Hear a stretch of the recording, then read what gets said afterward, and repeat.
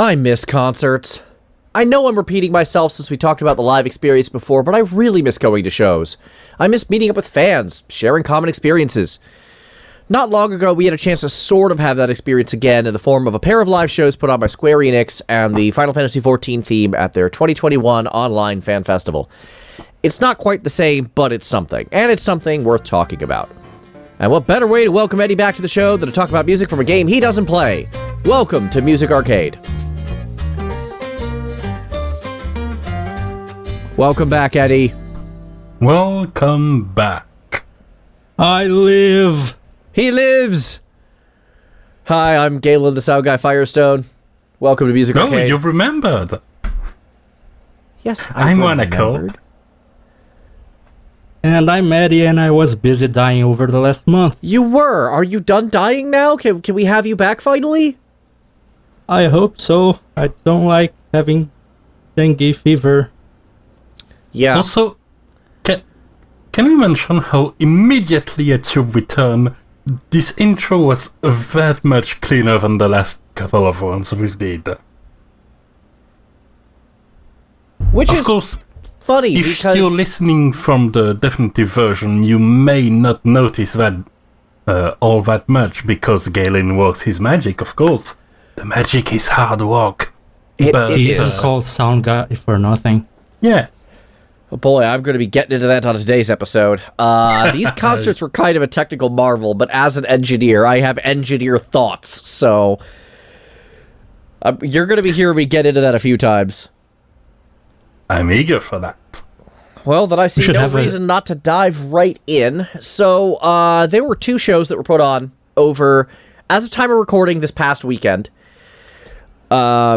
And the first one was a piano show, and we're going to start with that one, but the second one was actually a full band performance, and they did some weird, technical insanity that I was very impressed about.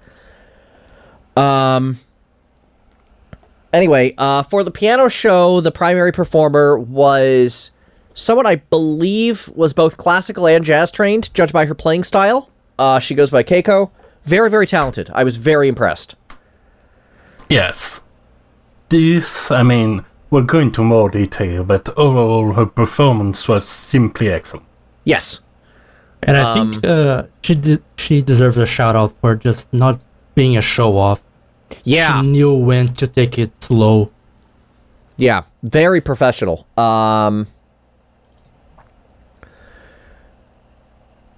Anyway, the first song up was the theme from the Amarat area, 'neath Dark Waters. I don't really have much to say on this other than it was very, very nice. It was just very nice to listen to. It's a very solid way to open up a piano concert, and I think it lacked from the previous concerts to have this track that is expected to be a piano, yet a fan favorite, and that just sets off a mood that suits this kind of concert. Yeah.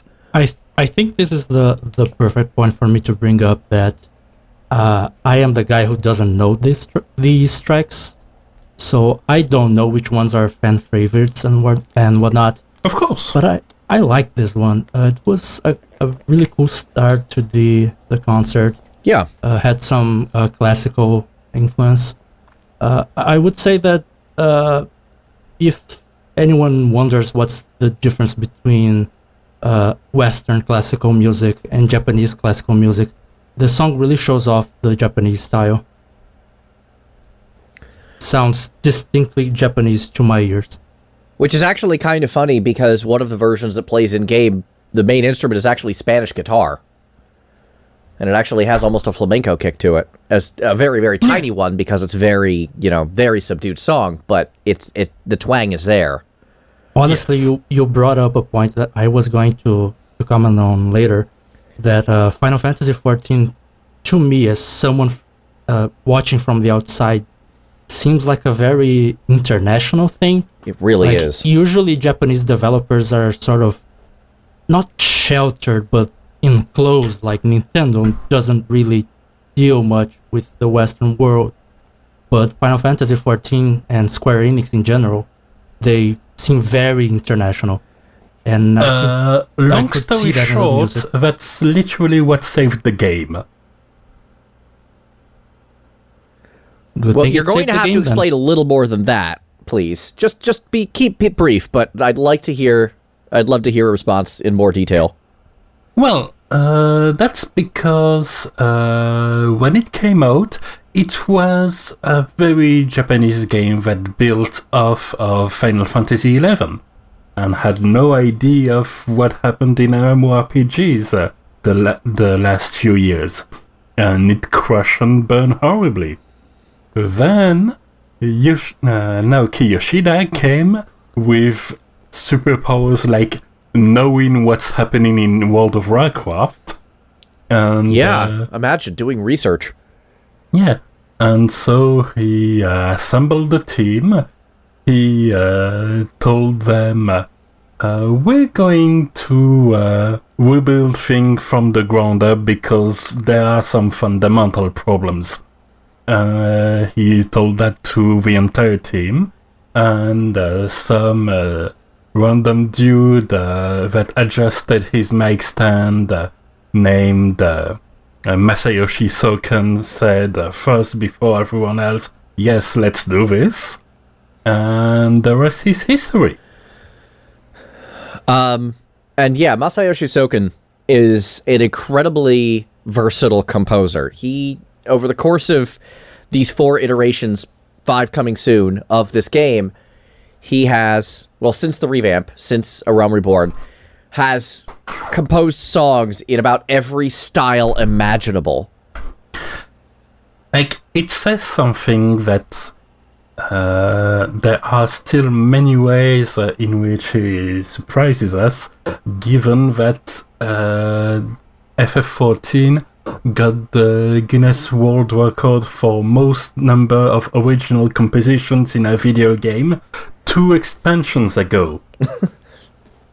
And it's still going. Yes.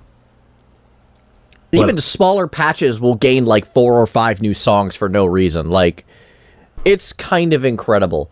And I think Neath Dark Waters is actually a really good example of this, because it's like, Eddie was saying it sounds very Japanese, and I'm like, wait, but I hear the Western European influence from this. And it's just, man, it comes together in all sorts of insane ways. I guess this is as good a time as any to actually bring up the second song, because that really kind of exemplifies what I'm talking about, and that's Shadows with All.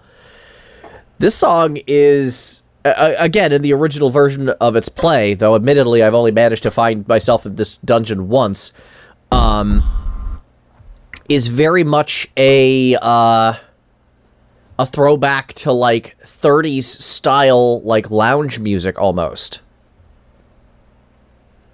Like, it's throwback to the point where the original version in the game starts with some radio being adjusted. Yeah, it starts with radio static and a record needle, by the sounds of it, and just, like, it sounds really gritty and old-fashioned and nostalgic. And then it clears up. Yeah, because I don't think that processing effect would, work very well throughout that whole track. I think that would get very annoying very quickly. Exactly, but if you want a dirtier audio, well, there's vinyl LPs that came out. Vinyl, my nemesis. I was going to say, I'm happy I'm not the only one who had that feeling that this was kind of jazzy, kind of loungy. Mm-hmm. And I think it was a nice way to transition from Neath Dark Waters to showcase that there's a lot of genres they're gonna play, not only going to be classical. Which is funny, because both tracks are actually from a very similar area. Yeah. In fact, one actually connects to the other. Yeah. I honestly couldn't tell. Yeah. That happens a lot in this game, gotta be honest. Again, when you're dealing with that many bajillion styles, some things are going to sound like they don't actually connect until you actually hear them connect. I think, and that's going to tie into something I'm going to say later, probably by the end of the band concert part, but Shadowbringers really brought up a lot of good things and both variety and intensity to the piano concert, I think.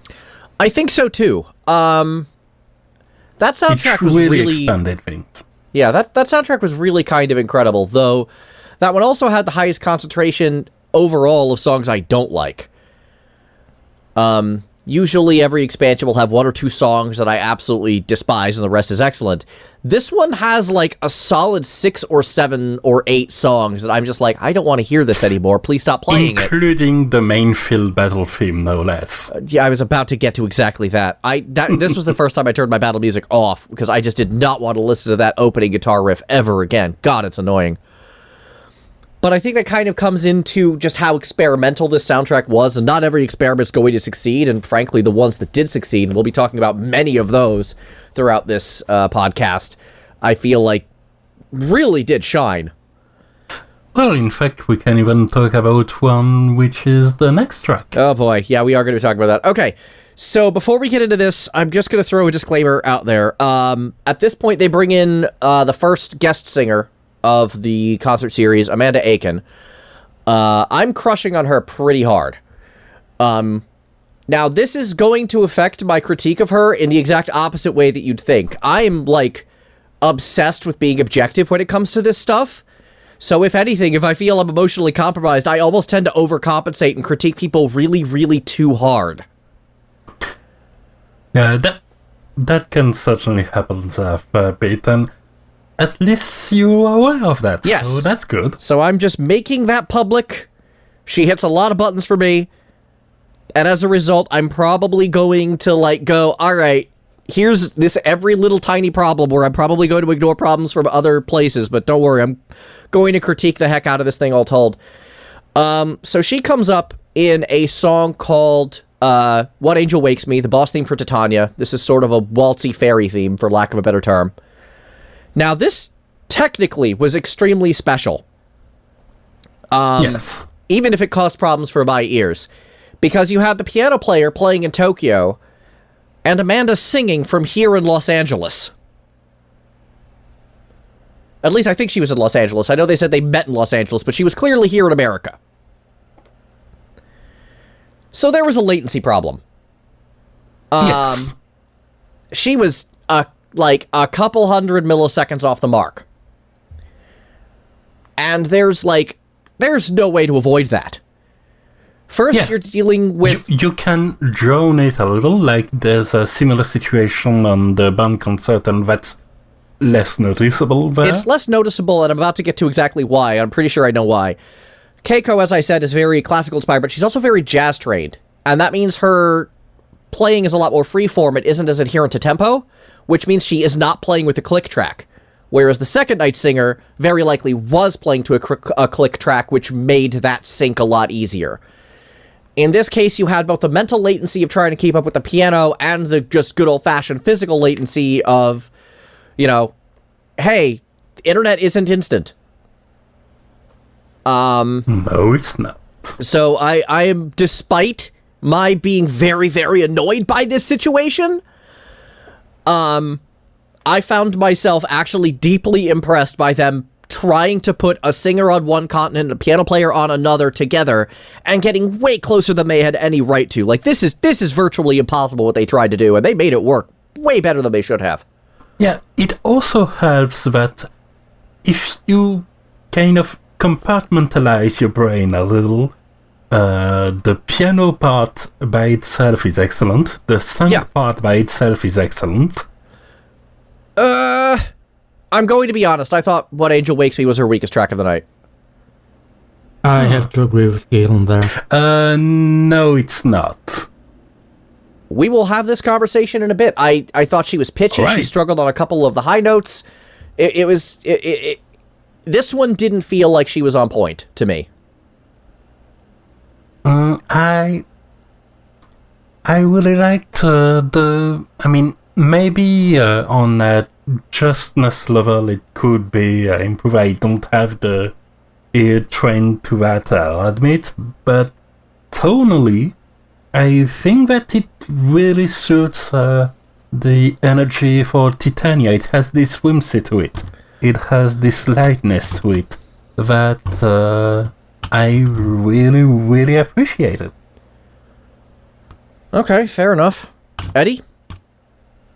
I think my dislike is mostly because the style of the song is just not really the kind of song I enjoy. It's I have a known distaste for songs that sound romantic or sort of fairy tale like, and this song is exactly that. So, yes. I don't have too much to complain technically. I think the vocals weren't the best of the night, but good enough. But it's not for me. I cannot criticize it properly. It's just not in my wheelhouse. I'm in that regard with Eddie. I've never gossed with this song. It's never clicked with me. It's always felt it's just not for me. I do feel like I'm a little more capable of being objective about it. In terms of the performance, in terms of, the composition of the song, it's fine. It's not for me, but I understand what it was going for, and in that regard, it works pretty well, but it's not a song I ever seek out, and I'm just going to be honest about that. It's not a song I go and ever listen to outside of having to fight that boss, or on the rare chance I end up on the mountain that plays that music. Like, that's the only time I ever listen to it, and it's the only time I ever really want to listen to it. I have it running in my estate technically, though it's the Pulse version, which is a bit different, certainly. Yeah, I haven't heard that version. No, rephrase. I've heard a couple of measures of it, and I'm just like, to me, that was just a complete disconnect, because now it's like fairy tale music meets EDM. This did not work for me at all. Yes, to clarify, Pulse is one of the albums they released with EDM and electronic, in general, versions of themes. And it's also, by the way, part of the ensembles you can buy at the shop for the in-game items. Yeah, you could actually play the albums in-game, which I think is super neat. Yeah, and it's relevant because besides Pulse, the other two sets were one for the piano concert and one for the live concert. Correct. Which had 5 tracks from each. And in a way, the fact that every single track you could buy was in the concert was almost like a sales pitch. Oh, I'm sure it was. Let's be honest, as much fun as they were having up there, the fan festival is largely a commercial affair. Which is how you're going to end up with a new guitar. Let's not talk about this. Let's not talk about... Okay, fine. We're talking about the guitar now. You brought it up. We're doing this. Okay. I was going to throw it to Return to Oblivion, but fine, let's do this. Okay, so... Wait, actually, no, let's not do this. Let's do it at the concert part. Fine, let's do it at the concert part, but you did this. I was trying to avoid this. Is this what I was missing last month? A little bit. We'll talk later about it. Okay, Return to Oblivion. So, as y'all well know, I don't actually think you know this. I don't think I've talked about this before. Oblivion is one of the songs that I don't actually like from A Realm Reborn, and I finally discovered why. It's that the mix is garbage. The song itself is fine, and I've always spoken more highly of this remix, which plays in Shadowbringers during one of the remixed boss fights. I'll spare you the...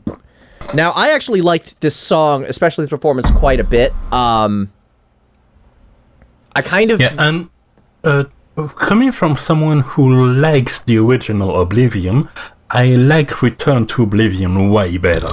Yeah. I mean, the original Oblivion is fine compositionally. As I said, the mix is trash. Like, it's I could have done better in college level trash, and we will talk about that later as well. I have no idea what you guys are talking about, but I love this track on the concert. I just want to put that out there. Great. Oh, yeah. It's a great track on the concert. Thank you. Yes. I really, really enjoyed it. I think it's also possibly one of the best tracks with vocals in the entire concert. Yeah. Sounded really nice. I was very, very happy with this one when I heard it. Very happy with the performance. I like how it went from somber to more energetic very quickly. I'm of the opinion this was Amanda's best performance of the night, I felt. But yeah, that transition also from darker to energetic was not just quickly but organic in a way. Yeah. That makes sense. Yeah. Like sometimes people do those transitions. There's a reason for that. There's a reason for that, and that's because they have something to build on.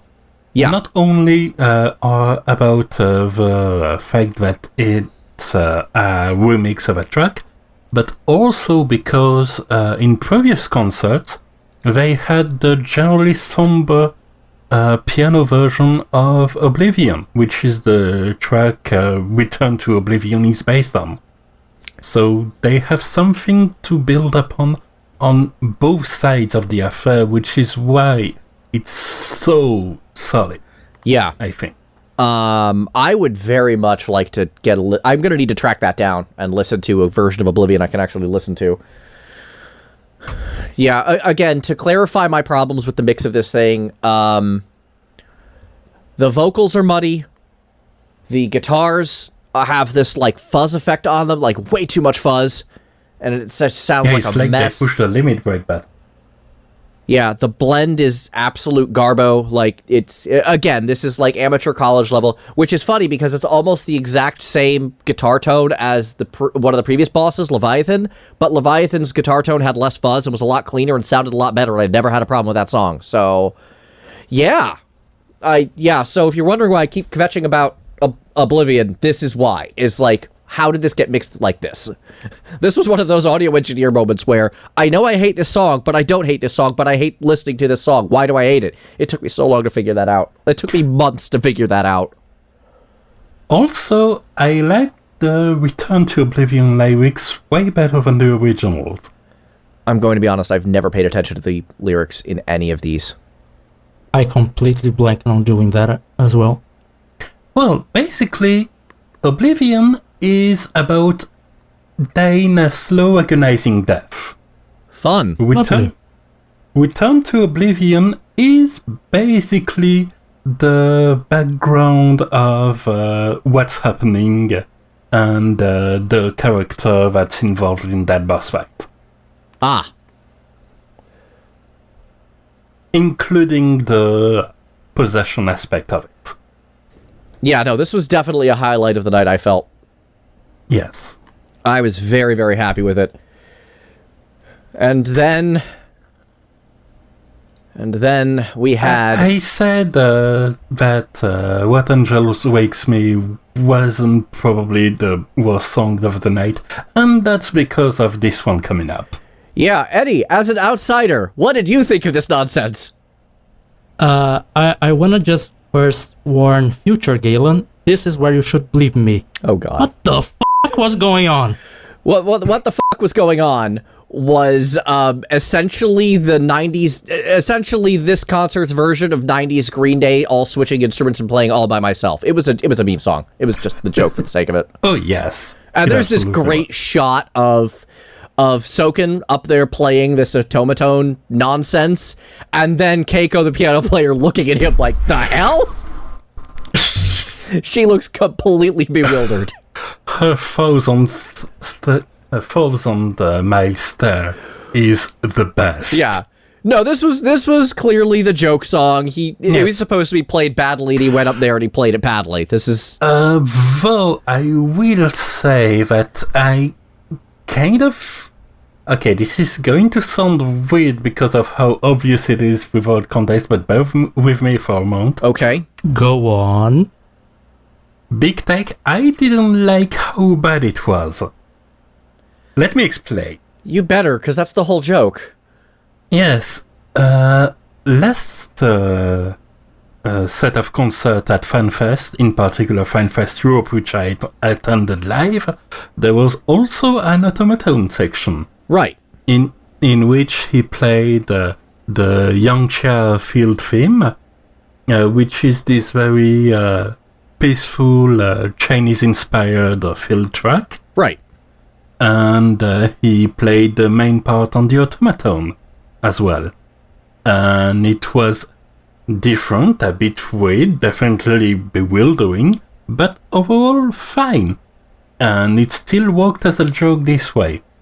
I think the joke of how weird an automaton is and the likes works even if you don't go that hard on playing and singing that badly.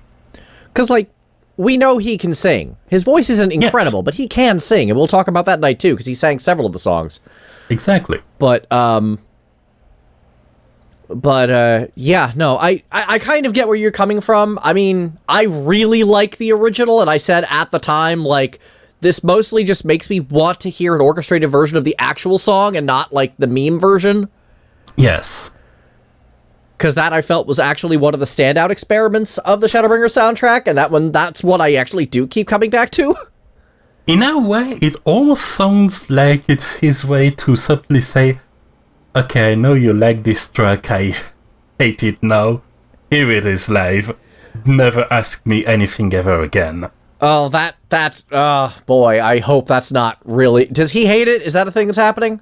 I don't think he hates it. Okay. I didn't know if you had some, like, interview knowledge or something. Oh, no. The only special knowledge I have about this one is, again, the last European last concert where this track premiered. And he said that he had finished composing for it, like, a day before that part of the fan fest. Which is hilarious, because it's a really cool song. Like, yes. This guy puts together some outright banger classics in a very short amount of time. Apparently, Equilibrium was another throwaway, and that's become an enduring classic as well, and we'll talk about that night, too, and we will talk about that night, too.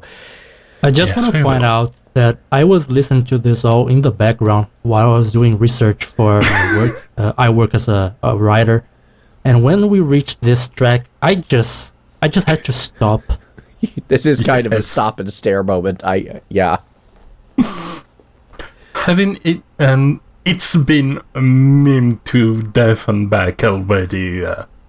Oh yeah. There's parts of the real field and cutscenes in this area superseded with that version of the theme.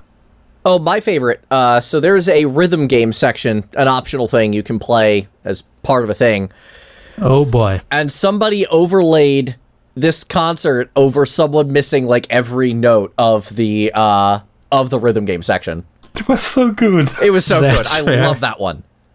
That's fair. Yeah. No, yeah. It's a thing.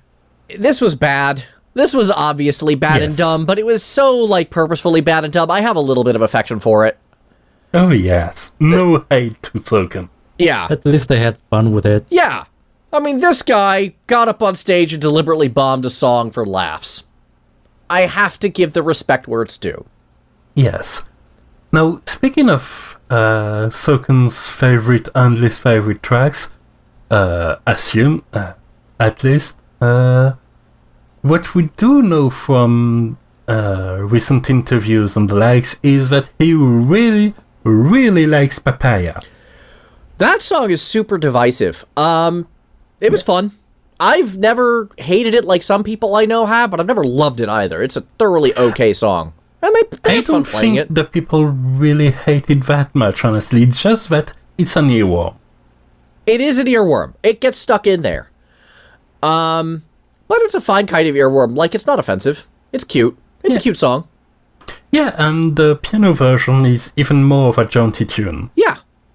It's very peppy. My opinion might come off as a bit surprising to people who know me for years, because I tend to really enjoy darker tracks and not really be a fan of happier ones. But this one was nice. This one was just neat. Like, it sort of reminded me a little bit of when Eric Satie would do stuff other than his ambient music, because it kind of gave me instantly the mental image of just taking a walk in a park, on a sunny day. Yeah. After this Slahi, it's pretty much the perfect palate cleanser. It really is. It really is. It's just a nice, jaunty, happy, peppy, smile on your face sort of song. If you actually watched the footage, they brought the mascots out, so there was a dancing Moogle and a dancing Alpha the Chocobo. It was cute. It was all very, very cute. I don't really have much of an opinion beyond that. It was cute. It was well performed. It was cute. Also, the song Soken asked people to play and remix for his birthday. Nice. Yeah.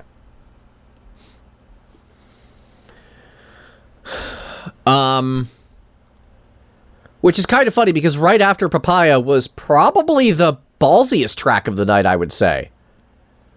Yeah, that one came out really unexpected. Yeah, of all the songs to try to play on piano live, Invincible, a final boss track, was not what I thought they were going to do.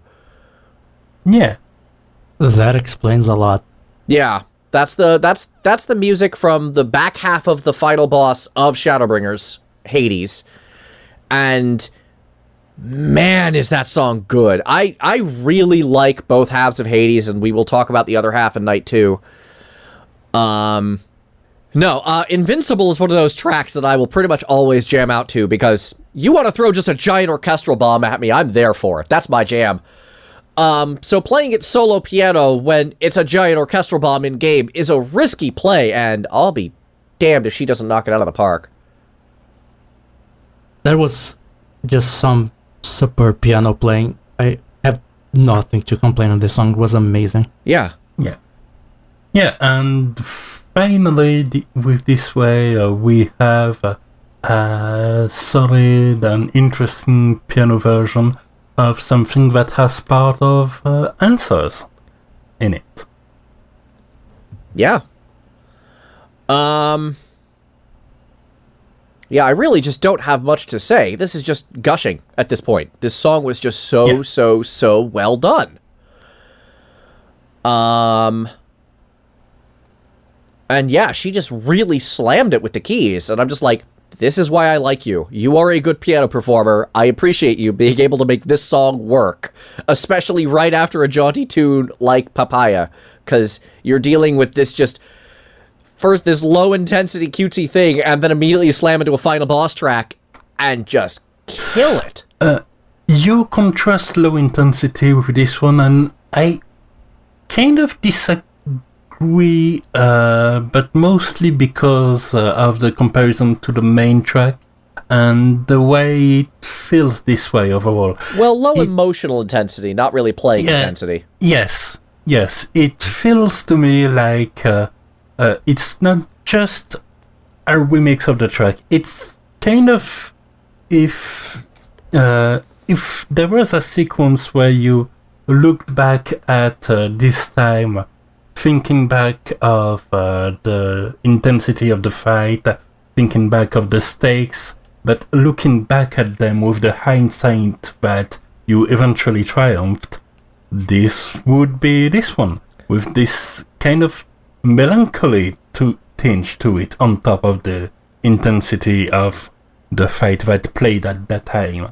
Honestly, it wouldn't surprise me if that's exactly what they did at some point in the future, because they aren't afraid of using band performances or live performances as part of their soundtrack. Several bosses just randomly play the live versions. Well, now I want an ultimate fight with that.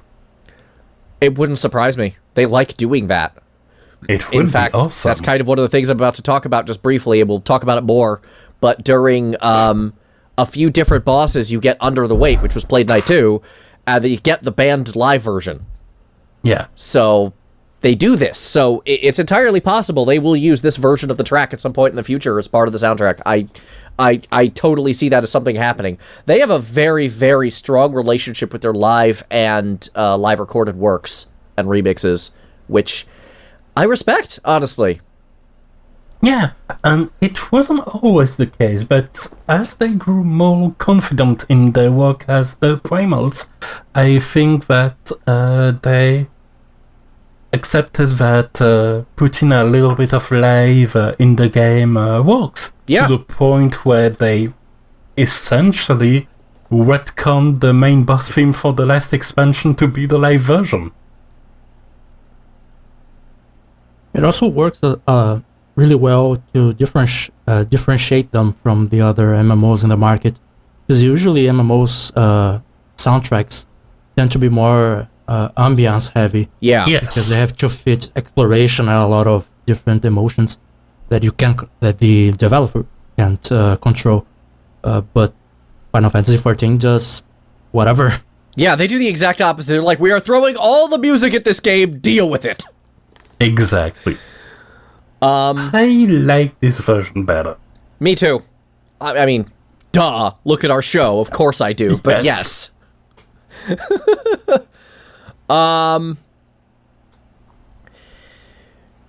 Yeah, I don't think I could talk more about Invincible. Let's just move on to Tomorrow and Tomorrow. This was Amanda Aiken's final song of the night and of the show, unfortunately. And once again, I'll be talking about that on night 2, because, boy, there were a couple points where they really could have used her. I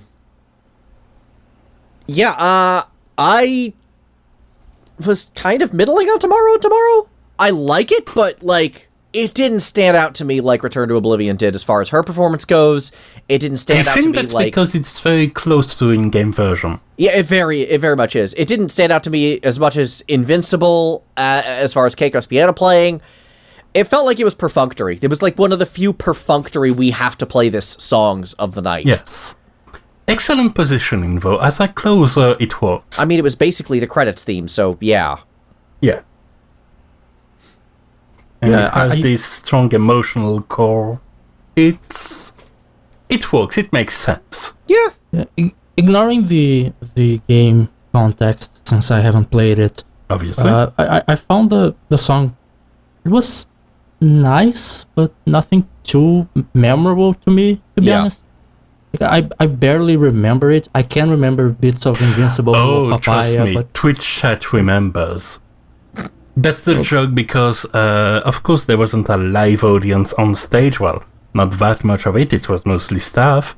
But there were interactions and participation with the chats on the YouTube, Twitch, and Nico Nico live streams. And instead of being the random spam of garbage and attempts at ASCI art during Invincible and Tomorrow, it was mostly people typing we remember in all caps, which has some story relevance. Yeah, there's some in-game story relevance there. We won't get into it, but I do appreciate the audience actually, like, taking that core kind of emotional heart to heart. That sounded stupid, but you get what I mean. Yeah, absolutely. They played along, and with one exception, they mostly went without being too mimmy about things. Yeah, Tomorrow is a song. It's a good song. It's a song that exists. I really have nothing, like, significant to say about it, because out of the quote-unquote main themes of Shadowbringers, boy howdy did I prefer the one we'll talk about on night 2.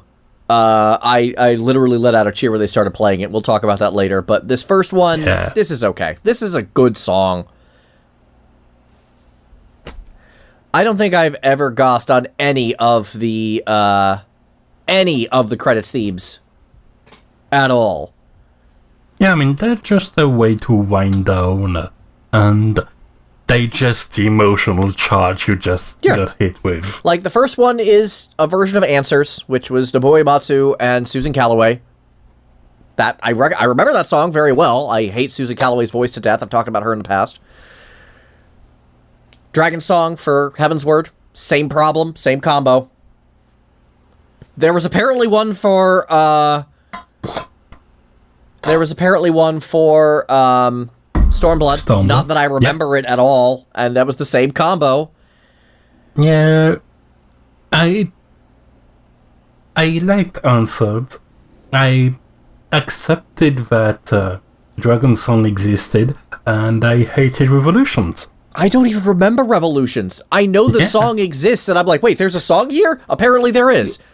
It just has a complete absence of energy. It really does. Which and is then, ironic given Stormblood's theme and general kind of texture to the story. You'd think that a song called Revolutions would be like go listen to Camelot's Revolution. That's a good Revolution song. Yeah. I understood that reference. You can't be lost 100% of the time, at least. Yes. Whereas the 1-2 punch of Tomorrow and Shadowbringers I felt was much more memorable. Shadowbringers itself is one of my favorite songs of the entire soundtrack. We will get to that night 2. Let's finish out night 1 first. Yeah, speaking of 1-2 punches. Yeah. A Long Fall. A Long Fall, duet with Masayoshi Soken, playing for real this time on piano. Playing for real, but for the record, before the concert, he tweeted about the fact that he was a bit jealous because Keiko had in her room a piano to practice on, and he didn't have one. That showed. And it showed. Yeah, he missed a lot of notes, which really makes me sad because he was actually performing that time. Yes. A few discordant notes were almost expected, but this was not just a few discordant notes. Now, for the record, for those who didn't watch the show, the two of them were playing on one piano. They were both masked up and not socially distanced because, pandemic. It's a piano. It's a piano. They did not play on two different. They did not play on two different instruments. Eddie, I'd like to hear your thoughts on this one. Well, for starters, playing piano for hands is a bit complicated because you're off the middle C, which is where you're usually seated. Yep. So that can mess your muscle memory. To those listening, I trained piano for 3 years. So I guess that might have contributed to Masayoshi not being able to hit all the notes. But yeah, it was a bit confusing why they sort of didn't let him practice, because four hands does require extra practice, and there were times where I was wondering if maybe the piano went out of tune overnight, because piano tuning is very complicated. Yes. This is a big instrument. Anything like air conditioning can screw up the sound very easily. So it started happening so often that I was wondering, is the tuning off? No, I don't think it was a matter of letting him practice, quote unquote. It was probably a logistical issue. I think they just forgot to give him one, and they couldn't correct it in time for the show. Yeah. That seems like the most likely scenario. Yeah. Logistics, especially during a pandemic, are a whole thing. So, again, despite the problems, I'm genuinely amazed at how well this show came off, especially with the whole 2 continents between the singer and the pianist thing. I'm still genuinely impressed by that, even if it was a bit off thanks to latency. I was also very impressed by the quality of the recording, because the piano is notoriously hard to record. It has a lot of reverberation. Playing one note has some other notes spiking up as well. Other strings vibrate a little. It's very hard to get the full dynamic sound of a piano in a recording. It is. And this one was very, very nice. It had some clipping issues at times, but that also always happens. Usually in studio material, they edit those bits. Yeah. Because in live recordings, it's bound to happen. Yeah. Piano, as you said, is an extremely tricky instrument to record. It sounded very, very clean for what it was. This was kind of a technical marvel they pulled off. It's not as much of a technical marvel as the SMT show, which I talked about a few episodes ago, because, again, best broadcast engineer I've ever heard in my life. But I'm still... overall, it did, especially for the second part, it did sound a bit more like a concert. It did, and I'm actually about to talk about exactly that. While I liked the technicals of the SMT show a lot more, this one felt like an actual show. Mistakes and all. No show is ever going to be perfect. Except the SMT one. I mean that, yes, but that's again whole other conversation. That wasn't a live concert. That was a live to 2-track recording, just fancy. Yeah. That was a very different animal. But like from a performance perspective, there's always going to be problems. I once watched Oliver Palatai from Camelot completely botch the piano notes to Karma of all things. I'm sure Eddie knows what that means. It was impressive how bad that went. And I'm like, how did you manage that? And the show went on and it was fine. He's usually very good. He's usually very good, but not even he's perfect. It happens. Mistakes happen. So I tend to be fairly forgiving of them.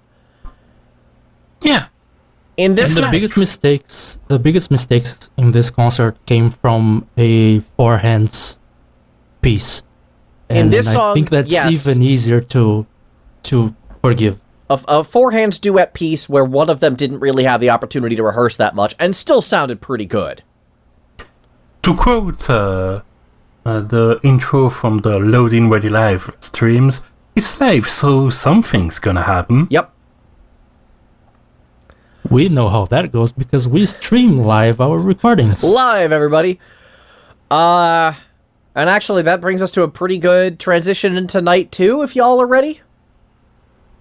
Let's talk about night 2. So on the subject of live, for the first thing about night 2, and this is not evident, they were late to start, which was very unusual because nothing else was late this whole show, and that brings me to a theory I have going down the road. But for now, I feel like it should be said they were late, and that tells me there were some technical difficulties. Now, obviously, setting up a whole full band is a lot more complicated than setting up a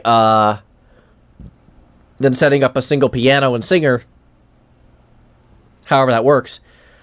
But they were late to start, and I'm going to share a theory about that later when we talk about a specific song that I'm going to scream about. And Randy, you already know what's going to happen. I feel it will be wrong, by the way. I'm sorry? If it's what I feel it will be wrong, by the way, if it's what I think it is. Okay, fair enough. Anyway, so we get into night 2, and we start off with Invincible, the regular boss theme from Shadowbringers. Not Invincible, sorry. Insatiable. Insatiable. Wrong one. You're right. Yes. That's my bad. Insatiable, the regular boss theme from Shadowbringers. The one whose live version essentially replaced completely the recorded version in-game. Interesting. I will have to ask you what that means. Anyway, that one... It means that originally the boss themes were the normal recorded version. Right. And they patched it so it was the live version that plays for most of the bosses. They did? Yes. I clearly haven't done a dungeon since this show, because I didn't even notice that. I mean, have you really run any dungeons if you didn't need to? No. Because that makes sense then. Yeah, I've been mostly doing DR spam to try to get my relic finally done before Tuesday hits and the next stage drops. I'm going to stop talking about actual FF14. Anyway, wow, I was not aware that occurred. That's actually impressive. Anyway, to get back to the real intro, so they were, this one featured Jason Charles Miller of Godhead, and it was you, Rana, who gave me that information. Thank you for that. You're welcome. I learned it from the Alex Mukala podcast in which he interviewed him. Yep. Shortly so you after said, the release of To The Edge, I believe. Fun fact, Godhead was a band I used to listen to. Back in the day, like 15, 20 years ago, back in early 2000s, I was kind of getting into metal, and I was still in a largely, like, heavy alternative kick, and Godhead was right kind of on that border, a little lighter than Disturbed was.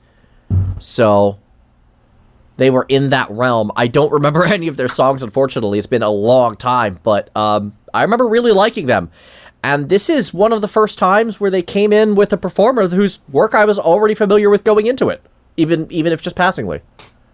Honestly, what you just said about the genre of his band explains a lot about his performance, because it had sort of a new metal / alternative metal / Disturbed vibe to it. Yeah. Not that it was rapping like new metal, but the more sung parts. Yeah. If that makes any sense. No, it don't. I mean, my favorite new metal band is still a band I listen to, and that's Seven Dust, and they don't have any rapping. I don't think. I've never heard it anyway.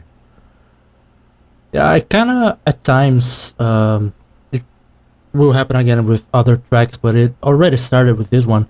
Some of the heavier ones kind of, during this concert, kind of gave me sort of a Linkin Park vibe, except without the DJing and the rapping. If Linkin Park was mostly the metal part, I gotta not be everything. honest, I don't really hear it. Yeah, not everything, just some bits here and there over the concert. Most of the concert wasn't very metal to me. It was more alternative rock. Yeah, it was but occasionally very much gave alternative rock. that impression. Well, there was at least one part that was metal. We will talk about this. Yes. But yeah, Insatiable, it's not my favorite track, but it's probably one of the best choices, again, for opening. I'll say as much, for both nights, the track selection and the order of them, and the placement and everything, was pretty much perfect. Yes. I liked that one. Yeah, I liked Insatiable pretty well. Like, it was a very, very good starter. This was another case where they beamed in the singer. I believe Mr. Miller was here in the States. And as we've alluded to before, the slight time difference felt much less of a problem for this one. And I believe that's because the Primals were playing with a click track, because again, full band, you kind of have to. Yeah. So they were able to sync him to the click track as opposed to syncing him to a freeform piano with no tempo instruction at all, which is much more difficult. So this one actually came out a lot cleaner. Again, they tried something virtually impossible and got it way closer than they should have. I'm still deeply impressed by all this. Absolutely. Yeah, Insatiable. Really cool boss theme. I'm super happy this live version came out as well as it did. And then there's the next song, and I want to dive right into this, because this one just really shined me on. I'll mention that the biggest shame of the purchasable music themes in-game is that this isn't one of them. Insatiable or To the Edge? To the Edge.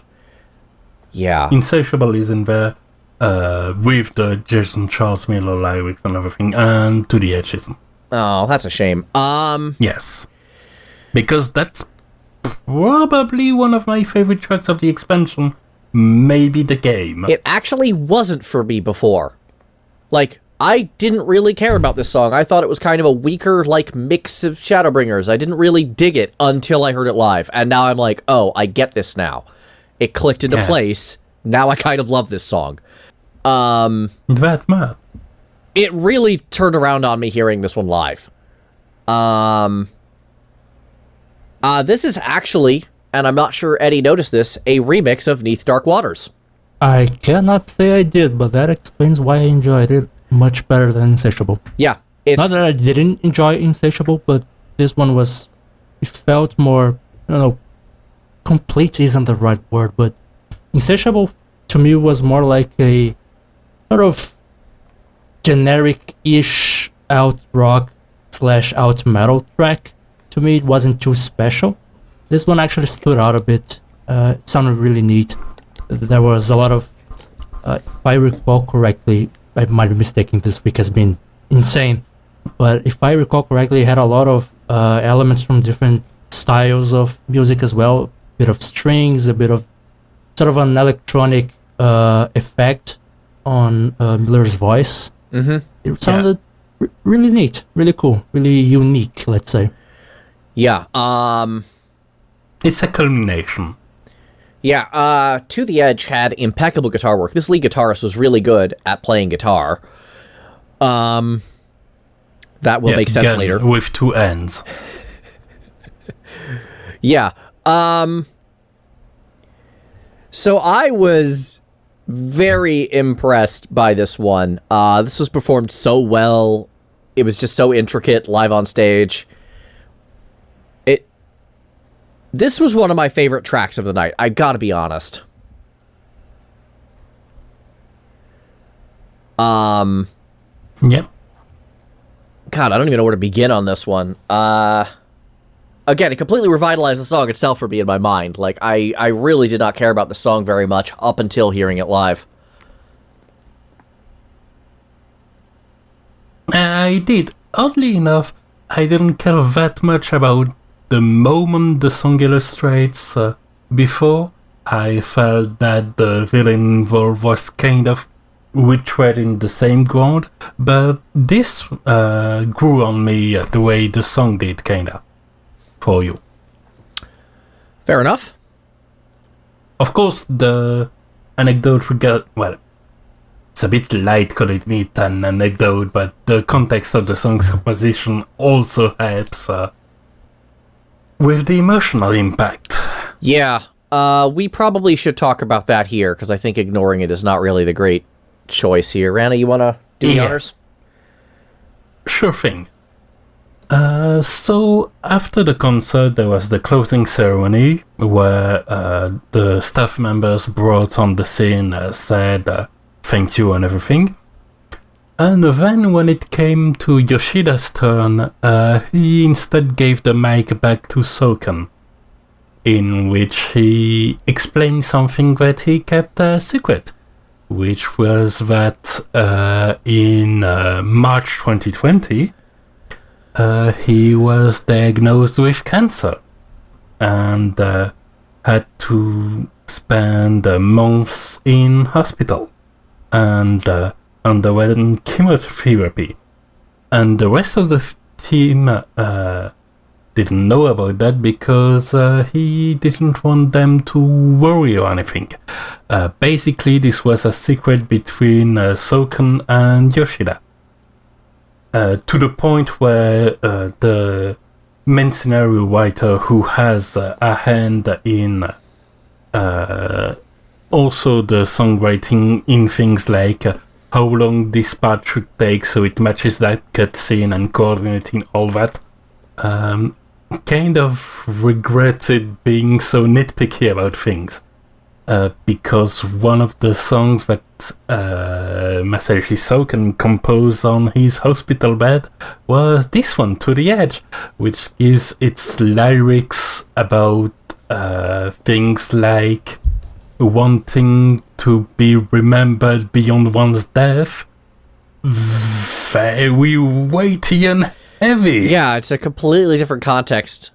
A completely different interpretation based on that context. Now, thankfully, he is in remission now, and the doctor said it may even be full remission, which is wonderful. So, this is thankfully not the end of Masayoshi Soken's story, because, man, I would love to keep talking about these concerts. Oh, same. But yeah, it definitely adds an emotional depth to an already emotional song to no small degree. Yes. I'm not sure if that affects my opinion of the performance itself, to be perfectly honest. I mean, it's always hard to tell if we do the part or the like. Yeah. It's probably easier for me because I already really like this song and this live version is really, really good. It's really, really good. This was definitely one of the standouts of the night. Standouts of the whole show, honestly. This one's up there with, to me, Invincible and Return to Oblivion. I love how it keeps being boss themes. That's on brand for me, if nothing else. Well, oh, never mind. I'm sorry? No, never mind. I kind of lost track of what I wanted to say before I started saying it. So. Okay. Yes. Taleness and all that. Now, it should be said during these first two songs, I had a specific complaint about the mixing, the broadcast mix in particular. I really, really wanted to hear... I'm sorry? It was a very personal concern as well. Yeah. I really, really wanted to hear the rhythm guitar. Why? Because this guitar is fancy. And for sale. So, over the course of this fan festival, they revealed the existence of a collaboration with Fender. And they are releasing a Fender Stratocaster 3 pickups special FF14 edition with a programmable tone knob. And I really wanted to hear how this thing sounded. I know some of those words. It's a really nice performance guitar, is the short version. Or at least it appears to be. The problem was, I couldn't hear the thing. And it's not like he would be hard to hear. It's a Fender, so of course it's a good guitar. It was going into a Marshall stack, so that's a big ol' amp and amp head, like you know that sound. I wanted to hear the pickups, I wanted to hear what this programmable tone knob and multi-pickup limit burst, button could do, limit break button. I am annoyed that I couldn't actually hear this thing when they spent so much time shilling it. Jesus. Yeah, the first 2 songs and the one going up were pretty bad at picking that up. Yeah, the rhythm guitar was not particularly audible. When I could hear it, it sounded fine, I guess, but I didn't get any information that I could have actually used to make a decision. This guitar cost $3,600 US. This is an expensive guitar. I want it, but I don't know if I actually want it because I don't know its full set of features. I know the layman's version. I want to hear the audio professional version of the sales pitch. Pre-orders for this thing start in the States later this year, towards the fall or December, I think. I am tempted. It's an expensive guitar, but it's also a really nice performance guitar, and seeing as my job is recording music, having a nice, expensive performance guitar on hand is not actually a bad thing, and I could use it as a tax write-off. So it's got both the merch and the whole, like, here's a cool, unique instrument the guitarist could theoretically play. Yeah, like, as far as picking up a new toy goes, you can do worse than a Fender. I can justify this. That's the real thing. Yes. But I don't want to just buy it on a whim. I'd like to hear how it sounds. And why the heck did the broadcast mixer bury it? I want to point out that I love the small detail about it being a tax write-off. I mean, it is. It's a business expense. I'm buying it for my recording engineering business. It looks beautiful. It may sound nice. It's from a brand I love, and it's a tax write-off. It's a nice bonus. I get to pay less taxes because this thing is cool. Like, yeah. That's just the icing on the cake. It's part of the decision-making process. I'm not going to sugarcoat that. I'm not going to pretend it isn't there. Sincerity is a virtue. So yeah, very annoyed at the broadcast mixer for this. Anyway, after that, we get a bunch of instrument switching, and we go on to a song that I like a lot more than my rating static did, Blinding Indigo. Which is one of the new raid boss musics. It's from the same raid as Return to Oblivion. It's another remixed boss fight, thus remixed song. And this was the first one that was sung by Masayoshi Soken, who the last time we heard him sing was for the Automaton Lahi, which we talked about at length. Yep. This was a good song. I liked this. He didn't sound like he was dying while singing this one. As I said, he has a perfectly fine, normal singing voice. Yeah. I do have a little bit of a dampening point on this song, which is, I mean, this song to me is at the image of the concert as a whole, which is that it's very good by itself, of course, but it builds up of an existing song, again here the original Leviathan theme, right, including the original live version of the Leviathan theme, a lot more than it does unique things. To me, the Primals concert is way more iterative than the piano concert was, which was drastically changed from one version of the FanFest concert to the next. Yeah, I was kind of wondering why they picked this song in particular, but if they were playing Through the Maelstrom before, and now they're going with Blinding Indigo, that makes a lot of sense. And the live versions of To the Maelstrom and Blinding Indigo are way closer to each other than the in-game versions of the two songs. I don't know how that makes me feel, to be honest.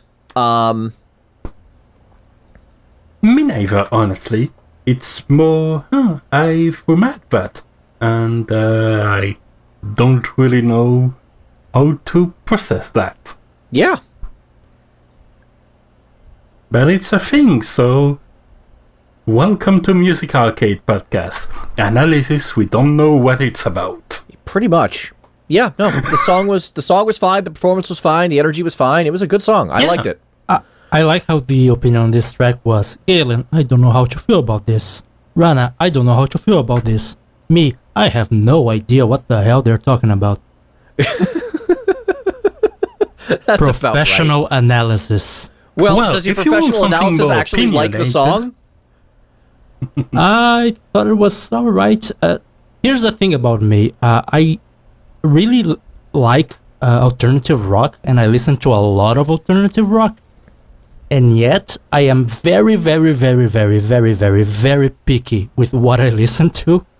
So most of the more alternative rock tracks, rather than the whole metal side of things or the more orchestral ones, ended up falling a bit, not necessarily flat, but just, they're alright. I'm not offended, they're fine. They're not for me though. Okay. Sorry. Well, speaking about things that are more offensive, we move on to the next track. Oh boy. Yeah, you called Automaton Lahi the worst performance of the concert. No. That was bad on purpose, and he did his job. I don't know what the hell happened here. The next up, we have Equilibrium. A song that I am amazed the sound director didn't stop at some point during rehearsal. I don't understand this. Also, the one whose lyrics were written in a couple hours. Yeah. For the record, I like the original version of this song. And also, for the record, I thought the instrumentation on this live version was fine. What the hell was the singer doing? I am so glad you're asking that as well.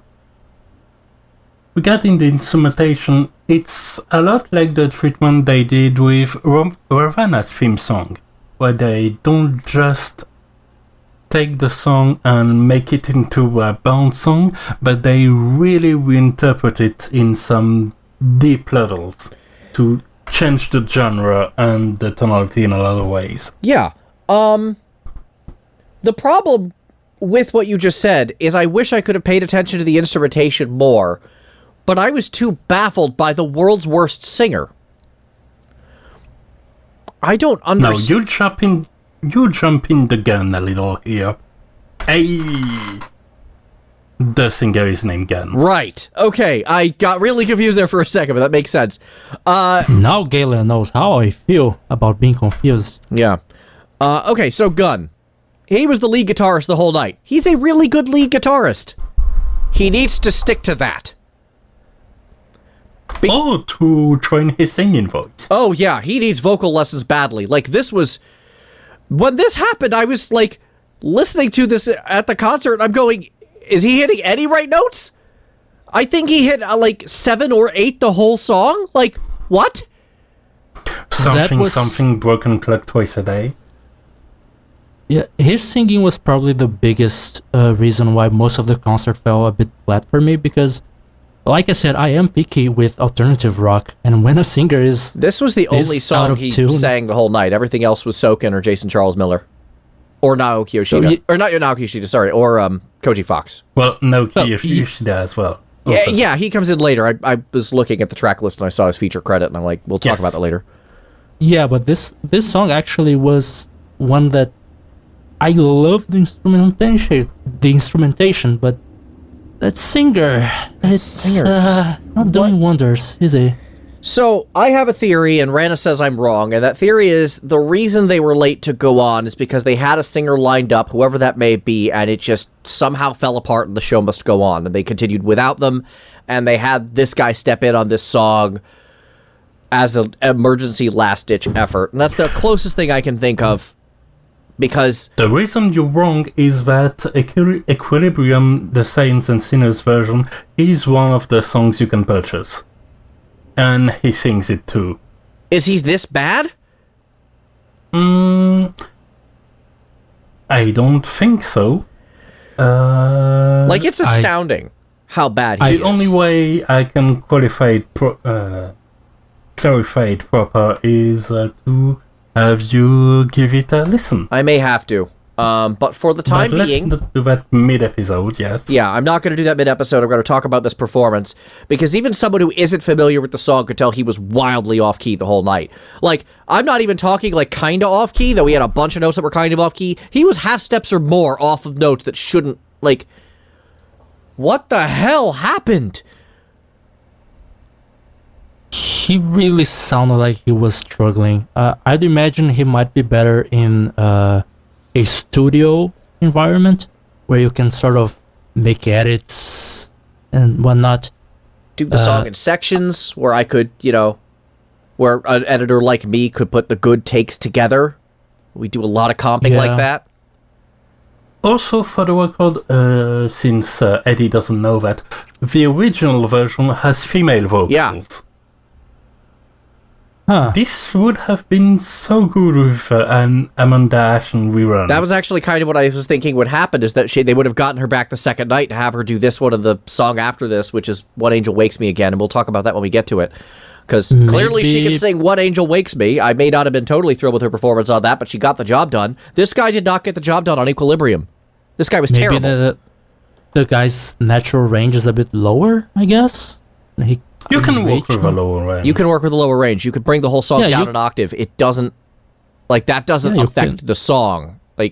I had to learn that when in karaoke I discovered that the singing voice I had to make to even remotely have a chance to hit any note is, even for a pop song, to sing like this, which sounds very dumb. You would do wonders trying to sing Take On Me. I actually feel like a low octave Take On Me could be very interesting. Well, not with me singing, but... Yeah, baritone take On Me could be very interesting. Yes.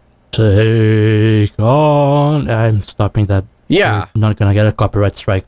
Thank you. Yeah, Equilibrium was by far and away my least favorite track of the night, based entirely on the singer's entire lack of performance. It was awful. I couldn't listen to this thing, and I kept wanting to be like, all right, can I have something to talk about the instrumentation? The guy starts wailing. No, this was so bad. This was so bad. What happened? I think I can agree with that, though I do have things to say about the next track a little bit as well. Okay, sure. What Angel Wakes Me, then? Yeah, we're back to What Angel Wakes Me. This was sung night 1 by Amanda Achen. This was sung night 2 by Masayoshi Soken, who is an infinitely better singer than Gun. Also, it's a song that's in the 15 tracks you can purchase, is available 3 times in 3 different versions. Love it. And I did not like it. I was very meh on this one. It was okay. After what I said about the piano version, you think I would enjoy this one better, because it's much not aggressive, but it's more energetic. It's not all that fairy tale thing. But instead of letting you wander along, it drags you by the hand. Pretty much. But when you got to what I assume is meant to be the chorus, I couldn't get past this very energetic alternative rock, almost metal track, having a chorus that goes la la la la la la. Yeah. No. We are going through this mystical forest, and you will like it. It's I don't really enjoy ballads that much in rock and metal, but maybe they could have done as a ballad to fit that la la la la thing. Just it doesn't mesh well. Yeah, I am of the opinion they should have tried to get Amanda back for Equilibrium in this song, just to try to liven it up a bit, but I don't think you could have saved Equilibrium with a singer that made sense. I don't think there was any saving this mix. I appreciate the fact that for the band version, they're not trying that hard to squeeze and fit, basically try to fit a round peg in a square hole, and instead try to adapt the song. Sometimes it works, and sometimes it's experimentation, you know? Yep. Cannot argue with that. Again, I appreciate... I have to say I appreciate the chutzpah of trying to actually do this song in a rock sense, even if it doesn't quite land. Yes. Like, if nothing else, y'all are definitely trying something different with this. I could respect the attempt. This wasn't like a cash-in for the sake of it. Y'all were trying something here, and I respect. But it probably won't be a mainstay 5 years down the line. I can't imagine it would be. At most, it would be a Christmas song for people who like Final Fantasy because of the fa-la-la-las, and that's about it. Yeah. No, they have their own Christmas carols. Oh boy, of course they do. Yeah. And Final that's the Fantasy rhythm 14. game. Oh, God. It's Final Fantasy 14, why wouldn't they? Now, Yeah. you're already sounding dejected, Galen, but to take you even one step further, the next track has a very good chance to actually be a mainstay in 5 years down the line. Okay. Elephant in the room time. I hate Ultima. Rephrase that. I hate the Primals version of Ultima. I actually really like the first two versions of the song that exist. The final boss of El Realm Reborn, which was this really cool orchestral tribal drums thing. I thought that was really neat. And then during the ultimate difficulty boss version of the song, they had it fully orchestrated. They lost the tribal drums, but then got a full live orchestra. I know I'm kind of in the minority. Apparently, people complained about that one, but I thought it was fine. Oh no, I haven't really heard much in the way of complaints, and that's my favorite version of the track. Okay, and then there's this garbage: big fat tacos. You say that that's the point where I should point out that the chat mostly wasn't Mimi when it came to accompanying songs. In a way, you could imagine that even if someone tried to bring out a meme, they would have been brought up in a live concert, drawn by the many people that actually sang the song. This one, if it was a live concert, you would have heard thousands of people screaming at the top of their lungs about big fat tacos. Yep. This is one of my least favorite songs. And in the Edie entire is game. more confused than ever. Yeah. Yep. Some of the lyrics kind of sound like the words "big fat tacos," and then "Supreme" Be is in the there as heart well. of Sabik. It became a whole meme within the community. This is the kind of thing where, you know how you go to a Bare Naked Ladies concert and you throw mac and cheese at them? This would be the part where you throw taco shells at them. Oh boy. Yeah. The worst part is that since the two previous tracks on this concert were very meh to me, and I don't have the context of hearing the previous versions of this song used in the game, I was actually a bit fine with this one. You're allowed to be. This is better than the previous ones? You're improving the concert? And I'm not that sour as sour as Galen is on this one. I like this version. Well, the original version, and for the record, the live version is pretty fine too. As well. I don't like the song itself, but as far as the performance goes, yeah, no, it was good. This was the first time we heard the actual lead singer of the Primals, and also the localization director for the game, Christopher Michael Joji Fox. And he started taking up singing duties from this point. Yeah. And, yeah. It's high energy. It's got the discord on guitar really help with the visual theming of what this song illustrates, which is basically about giant robots. It is about giant robots. There are many giant robots. Indeed. You fight 3 of them with this boss fight? With this music? Yeah, Ruby, Emerald, Sapphire. Yes. Since Diamond, you have Diamond has another version remix still. that's actually good again, so... Yes. Yeah, but it's high energy, which kind of gives essentially a second breath of fresh air to the concert to celebrate the arrival of the main singer. Yeah. And it works also well on the level in which the singer is fresher in a live concert than he's ever been.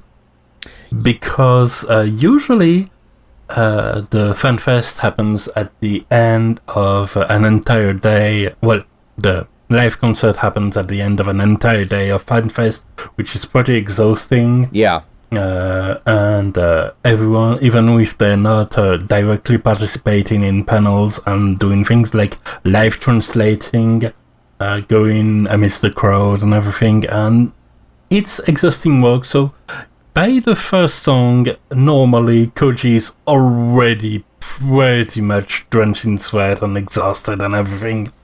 And he was fresh all throughout. Yeah, this time he came in So fresh. he was probably at his best as a result. Yeah, honestly, I have nothing to say negative about the performance. This sounded great pretty much throughout. Yeah. It's just a song I don't like. But admittedly for this one, the performance is a bit drowned in the choir. It is, except for the one, like, vocal screeching with the vocoder, that section. Yes. That section's in the recorded version. If that sounds weird and bad to your ears, well, it sounds weird and bad to everyone's, because that's how that part sounds. It's intentional. It is.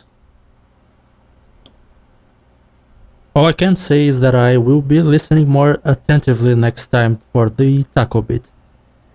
You'll hear it pretty quickly, I think. I can send you a video for that. Yeah. Oh boy, can't wait. Eddie, you said you liked it. Tell me why. I want to hear it. I think it was mostly the different instrumentation and the choir at the end. It sort of breathed new life after 2 very mediocre tracks, in my opinion. At least mediocre performances or arrangements. The song itself starts a bit okay to me, I think. Again, the whole being picky about alternative rock again. It starts okay-ish, but at the end it picks up the pace and you add the choir and all that. It's a shame that the choir really did bury the rest of the band, but it's those new things. You're adding new things after 2 very I want to say safe, because the 2 previous tracks, they were kind of taking it safe, but the performance wasn't too good, I would say. Or in the case of What Angel Wakes Me, it which was is more strange because was wrong. It's strange because basically this one, when we heard the original in game, I think one of my first reaction was, yep, that one's going in the live band version. That one's going to be a mainstay. I can see it. Like, I can see it being a mainstay. I can see why people would take it and make it one of the most popular tracks. I'm just speaking in general with music. I listen to a lot of genres, but I don't listen to a lot of artists in each of those genres. Yeah. So I'm a bit picky with what I listen to. So amongst every alternative rock band I've heard, and especially alternative rock from Japan, which has its own style, it didn't really jump out to me, this concert in general. So when it had some orchestration or some choir or some brass, as we might see, it jumped out to my attention, and drew me in.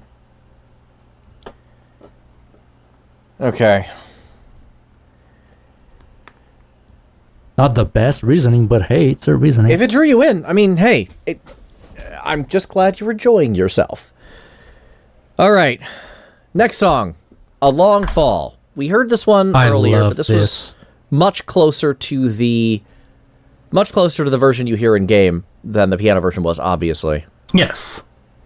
I absolutely love this one because I am a sucker for bass solos, and the bass intro is solid. You know what? I'm just going to come out and say it. This bassist was the hero of the night. Like, this bass player the whole night was just incredible. I have nothing negative to say about this bass player. We kind of glossed over when we were talking about What Angel Wakes Me.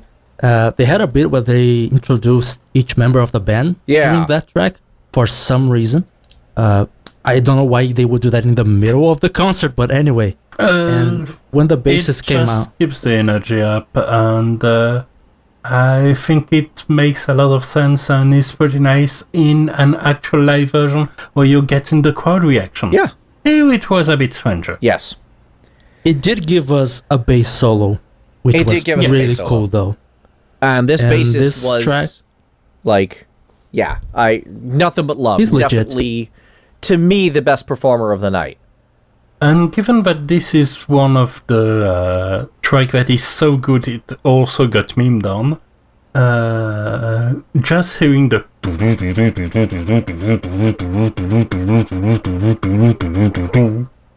it just immediately gets your attention and gets you primed and ready. Yeah. And I don't want to crap all over the piano concert again, but with all the notes that were played wrong during their version of A Long Fall, this one was really, really, really cool. Yeah, it's a really cool song. It's a remix of a song called Escape, which I need to talk about now because... It's a remix of... It's a remix of several more songs. than just Escape. Yes, more than just Escape, but I need to talk about Escape because it does share Escape's lyrical structure, and I need to get into that right now. Escape is, at its core, my least favorite song in the entire game. This is it. This is rock bottom for me. I can't think of any song I hate more than Escape. And I'm going to explain why. And I'm going to try to be short about this, but I've been, like, ready to rant about this thing for ages, so I'm taking my opportunity. Given that I'm going to go in a lot of details about some elements of this song, you got the floor for now. Cool. Okay. Grab your soapbox. Here we go. So Escape is one of the bosses you fight when fighting Omega, or Omega Weapon as he is sometimes known, depending on which game you're playing. He was known as that in 8. I think he was known as that in 10 as well. Doesn't matter. Anyway, he is one of the recurring bosses from Final Fantasy. And this is the music that plays during the first fight with him in 011, the second to last raiding tier. Second to last raid of the raiding tier of Stormblood. And it starts with this really, really, really cool guitar intro that I actually really like. And then it gets into the lyrical construct, and this is where I just shut down each and every time, because it's just 5 5 4 5 5 1 1 4 5 5 4 5 5 5 5 1 1. It's 3 notes. 4 5 1. Congratulations, that is the most basic cadence in all of music theory. That's it. I hope you're happy with yourselves. You created a vocal melody that's less complicated than Mary Had a Little Lamb. Are you proud of yourselves? And not just that. It pounds that into your head. It's like, here's your guitar intro. Here's your crappy lyrical construct. Here's your pre-chorus. Here's your crappy lyrical construct. Here's your not all that great chorus that's based seemingly on, like, Sgt. Pepper era Beatles. Here's the lyrical construct again. It just keeps pounding it into your skull. It drives me insane. I hate it so much. And in spite of its simplicity, you can't make out the actual lyrics if you even remotely try. You have to I mean, those that actually transcripted the lyrics are heroes. Yeah, no, on top of that, the vocals themselves are delivered so scratchily and with so much junk on it that you can't tell what it's saying. So not only is it terrible lyrics, it's terrible lyrics that sound like gibberish. Sorry, I don't mean lyrics as in the actual lyrics. I don't know the words. I don't know the words to any of these songs. I mean the lyrical notes. So we get to A Long Fall, which uses the same lyrics, but unlike Escape, there are parts. There are glorious parts. Now, to be clear, I meant to make another note about this. To be clear, there's nothing wrong with monotone or simplistic on its own. Hell, Savage Garden made a whole career out of it. But you start with the complex guitar intro, then you go into the simplest lyrical melody in history, then you go into this really neat pre-chorus that I actually really like a lot, that's very technical and complicated, and then you're back to the junk. It creates this such gigantic disconnect. The lyrical pre-chorus was very much, in my opinion, a throwback to the melodies in the Alexander Raid, which had these really rap-inspired parts, probably drawing the links between the mechanical nature of the two environments and buses. Yeah, I can hear that. I can absolutely hear also a way for Soken to bully Koji Fox by making him warp more, even though by his own admission, he has no business doing this as a white guy. Oh yeah, no, absolutely not. But, again, the pre-chorus is one of the parts of the songs that works. And if they let off of the lyrical construct a little bit instead of repeating it ad nauseum, I'd probably be a little more forgiving of it. Thankfully, this is exactly what they do in A Long Fall. Yes, the same lyrical construct is there, but it's not as distracting, it's not as present, it's not repeated. It's just sort of there, which is fine. It's much better. A Long Fall is an infinitely better song. So yeah, A Long Fall definitely works a lot better, and it works really well live. I really enjoyed this one. Again, despite the crappy lyrical construct. There was more to the performance than just the song. It was much more to the performance than just the song. It had backup dancers, not that you could hear that in the track. That was funny. I'm a little annoyed at the broadcast director, because there were multiple dancers, but the broadcast director, I assume I don't know for that for sure. But it's not just any dancers for the vocal. So, let me give a little context. Yeah, I recognize one of them. They were throughout the stream as one of the translators, and I think they were on the development team. It's the main community manager, Fox Clone. Yeah, that guy. Yes. And the dance didn't come out of nowhere. As I've said, this song is very good and very appreciated, to the point where it was also memed on. Yeah. One of the main expressions was a video called Twinning on MP4, which had the song with, on top of it, a guy dancing. Not just any guy, it's John Jacobson, already memeing himself. I know that name. Because of a video that went viral of giving dance lessons with a very distinct choreography, a very enthusiastic, with a very distinct move that a lot of people put on top of a variety of other songs, going from special effects to JoJo's and Attack on Titan main themes and the likes.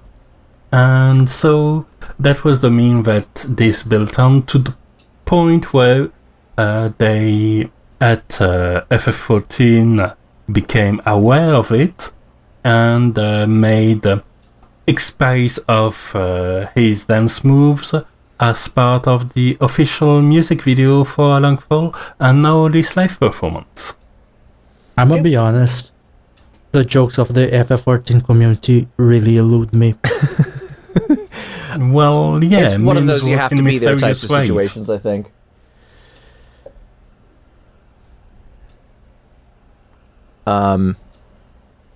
Yeah, as a song, this was as I mentioned, infinitely better than Escape. And as a performance, this was excellent. I liked that it had parts. I liked the guitar solo a lot. Yeah. If they didn't do the individual band members intro in Equilibrium, they would have done it for this song because it also lends itself to... They didn't do it during Equilibrium. They did it during What Angel Wakes Me. No, One Angel Wakes Me, that's right, sorry. Yep. It also lends itself very well to just keep the main bass lines and rhythm in the background, and it can keep that energy suspended because of how many different movements it goes through. Yeah. Yeah, the instrumentation was really, really good on this track. It was... I have nothing to complain. Yeah, this was where, to me, the concert kind of got out of its lull. It sort of kind of hit a lull starting at Blinding Indigo, which was still a good song, and then just kind of went like into a not great place from there, and this is where it kicked back up into high gear. I felt, anyway. Which it kept through Under the Weight. It really did. Do we want to just start talking about Under the Weight now? Well, basically, Under the Weight, as far as I'm concerned, is the Primals Freebird. Yeah, that's their, like, main song. That's a classic. That's from A Realm Reborn. It was really good. It was a really good track. And they still managed to bring a twist on it because they know it's their Freebird. Yeah, and that twist was, let's get the game's director to show up and voice it as well. Why not? Not his first song, by the way. No, he did a Matsukaze, right? Yes. Yeah. And the joke was that he was forced by the Primals to do it because he made himself a nice Byakko kimono and it cost a lot.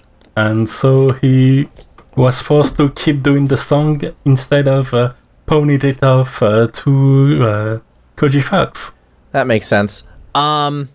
In this case, I feel like something similar happened. Which is why they brought up the price of its shoes. Yeah, I was about to say, like, didn't they have this discussion after the show that he was like wearing $800 shoes or something?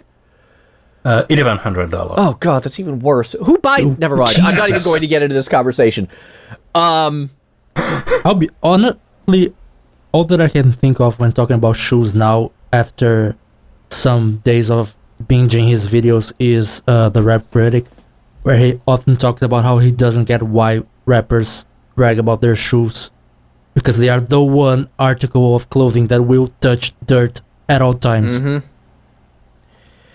Yeah, I don't know. Yeah, no, Under the Weight was honestly just really fun, fantastic performance.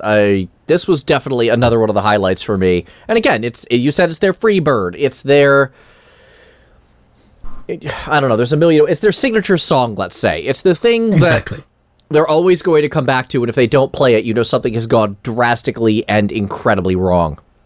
It's their fear of the dark. They want to go into metal. They did play only the version that is the live version for the recording, in a way. Yeah. Because normally, I mean, there's the part after they go where they go Rock You Titan before the song kicks in back again. Yeah. It doesn't say Work You in some version. Oh, I know. And we're not going to repeat what it actually does say because we try to keep this show family friendly, but you know, save for the couple of blips earlier, of course. which will be staying in, and I'm gonna have to edit, and that's gonna be fun. Yeah. But that was just a nice way to play off the fact that this encounter at its release was incredibly difficult. It really was. It's still pretty difficult now, and I managed to avoid... Yeah, you did play Unreal. Yeah, I managed to avoid Unreal the entire time that boss battle was out. I missed it. Yes! I didn't have to do it once. Anyway, where was I? Yeah, and this is also the version of the song, this live version with the Primals, that keeps showing up in boss fights. Like, it shows up during the Weapons Refrain when Titan shows up. It shows up in Eden 4 Savage when the giant Titan spits out the robot guy again. This is the song that kicks in. It stops playing Landslide, the remix, and starts playing this.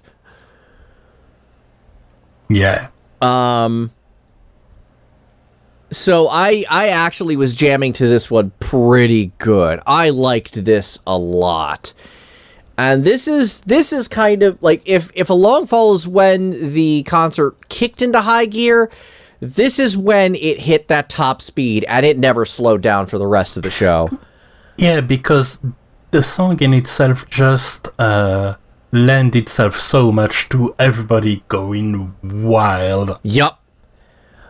And then they put a guitar commercial. They did. We talked about this guitar earlier. I'm still tempted. I want to hear the actual sales pitch. I want to learn the technicals on it. Yes, it's a tax write-off. Moving on. So, remember that joke about at least one part of this concert being metal? That's because that song is named metal. It's called Name Metal, Brute Justice Mode. Masayoshi Soken was playing a trumpet, and it was awesome. I loved it. Like, I saw the trumpet and I knew what it meant. Oh yeah. No. This was the Alexander suite. This was the 3 songs most associated with the boss Alexander.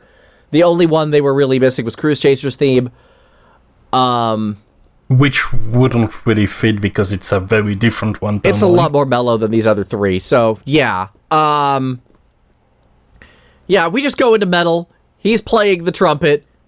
This is just fun. This is just a fun trio of tracks. Yeah. So, to give a little context on what happens when the recorded version happens in game. So you're fighting these individual robots inside of Alexander. Mm-hmm. And then you reach the end boss, and it's these robots again, except they're all there together. Mm-hmm.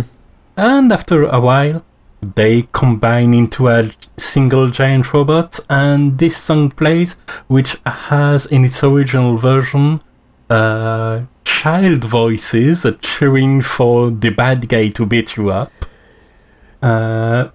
in a tone that's obviously evoking Super Sentai and Tokusatsu shows in general. Yep. I was about to ask. Yeah. Now you know. Now you know. Yeah, this was a lot of fun. I liked this one. Good use of the vocal processing. The trumpet was amazing. This was just fun all around.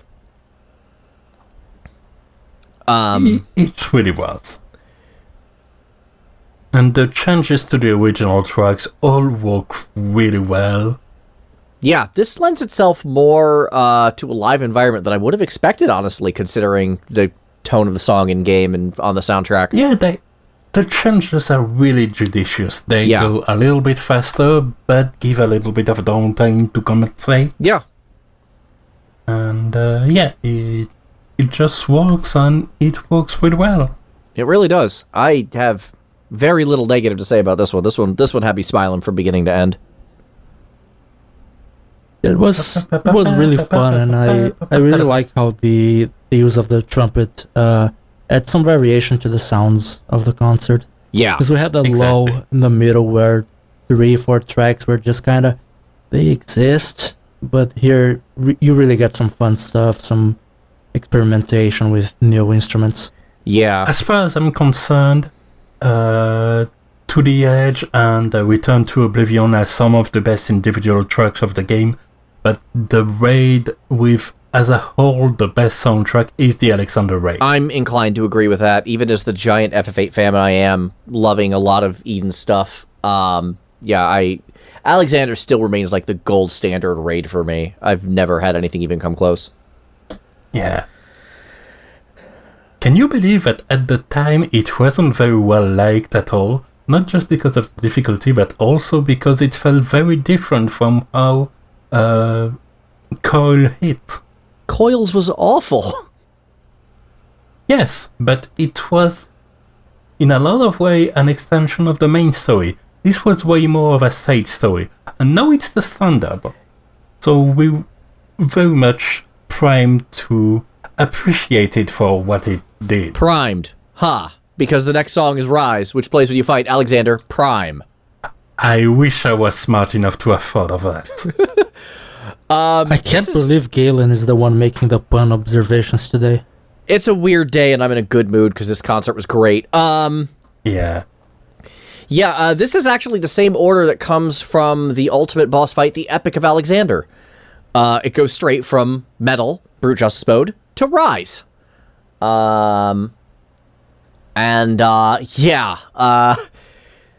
They use the same transition and everything, and I'm just like, this works really well. I like this. Again, I don't really have anything negative to say. It was just fun. I was jamming out in my chair.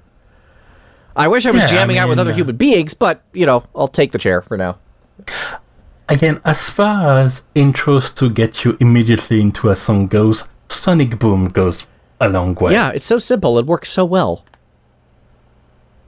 As someone who didn't know that it was all part of the same raid, I almost expected or hoped that after the Sonic Boom bit, they would just drop the Gaio theme from Street Fighter as a joke. Yes.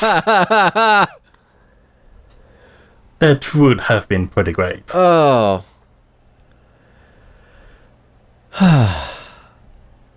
That was good. Yeah, no, this was probably Koji Fox's best vocals of the night, gotta be honest. I disagree. Really? The next one has my favor. Okay, that's a fair one. I would have put that as his second best, but I think he really went to town on this one. Yeah. Also a note about audience participation. During the time stop part, everybody was spamming just ... Oh, I love that. In live concert, everybody freezes. I'm sure. This was probably the most fun just segment of the song was the Alexander trio of songs here. Probably the most fun part of the concert.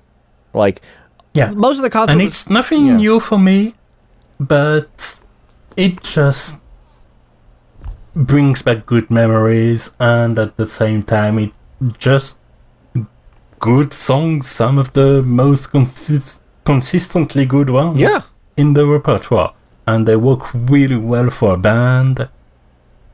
Yeah, I'm, again, just exceedingly happy with how good this came out. Well, caveat, they work really well as long as the singer can keep up, but as I've said, Koji Fox was at his best. Yeah, which is really good, because I do not want to hear him try to do some of this rapid-fire everything with being exhausted. That seems like absolute hell. A couple of years ago now... all sorts of wrong. I'm sorry? It would be all sorts of wrong if it was just exhausted when they reached this track. A couple of years ago, I went to New York to see some concerts, and one of the shows that I saw was Camelot, Sonata Arctica, and Battle Beast. And Sonata Arctica is usually one of my favorite live acts. I don't think I've ever gotten into their studio work, but they are fun at concerts. They put on a good show. They're fun. And Tony, the lead singer, Tony Kakko, he comes out and he is exhausted. He is just dead on his feet, and they bombed their set. It was awful. That's not nearly as complicated as what this would have been, and just imagining how bad this would have been with Koji Fox being tired. Wow, I'm glad he was in good shape for this, because I got to experience something really fun as a result. Exactly, and that track power is enough to kind of go over some of your exhaustion, sorry. Yeah. I know that because it was near the end of the concert I went to live a couple of years ago, and my feet were killing me, but I was jumping up and down and cursing myself each time I landed.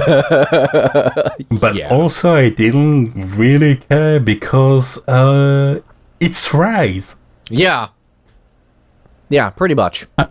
I'm now imagining Rana just jumping. Yeah, ow, yeah, ow, yeah, ow. That was pretty much That sounds right. And given that Stormblood, when it comes to what it added to the live concert repertoire, didn't do much, this was probably one of the best songs in the show at the time. I'm not sure what Stormblood could have added, to be perfectly honest with you. Escape. Damn it!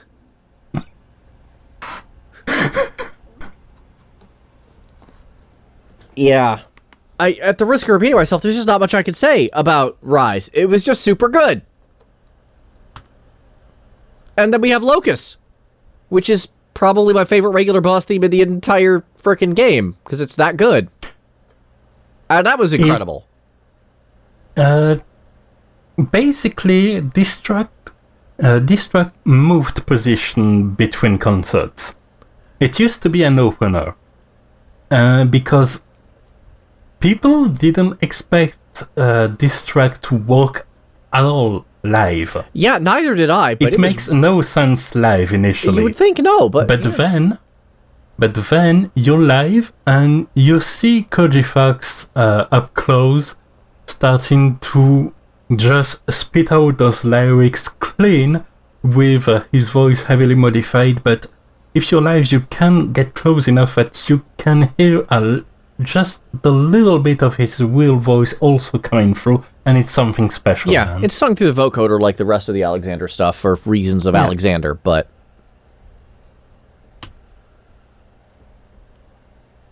And so it just kind of built up its own status as a bit of a legendary mainstay in this concert, to the point where it was the closing song. Understandable, because... Asterisk, yeah. This song has no business working live, and it works super well somehow. Yes. Like, I don't get how they pulled that off. I'm impressed, and I'm damn glad they pulled that off, but I have no idea how they pulled that off. Exactly. Especially given the mechanical nature of the environment it illustrates, it's a song that's intense but also very regular. And in the concert they break this up in a very judicious way to just make it really work really, really well. To just get you in and give it a little more energy, get you on board. Yeah. Like, I gotta be honest, the second that piano hook kicked in, when the song started, a shiver went down my spine, because I'm like, okay, I'm intrigued, you're trying this, let's hear it. Yeah. Oh, right, they actually, hang on, they actually use this, almost the same version, as the boss theme to the Twinning, where A Long Fall plays. Yep. I kind of wish they did that a little more in Shadowbringers. I feel like there were more points where a couple of bosses probably could have used, like, more unique music, and that kind of didn't happen. Yeah, I mean, really the biggest failing of Academia and Ida was that it didn't have an FF8 music for Quetzalcoatl. Yeah, it didn't have an FF8 music for Quetzalcoatl, although FF8 was all over the bosses, so, you know, maybe they thought it should live there. You know, even going back to Stormblood, this is probably all getting cut. Going back to Stormblood, I really felt like Fractal Continuum hard. You fight the Atma weapon at the end. No, play Battle to the Death Heaven's Word. Why are you playing the regular boss theme here? Reasonable. It's not like that track doesn't exist. And you were willing to play King Mooglebog and Sorkai. Play this song. Stop messing with me. King Mooglebog being out of the concert is probably one of the biggest losses. Oh my god, I didn't know they played that one. I'm kind of glad they didn't. Oh, now I have to leave that in!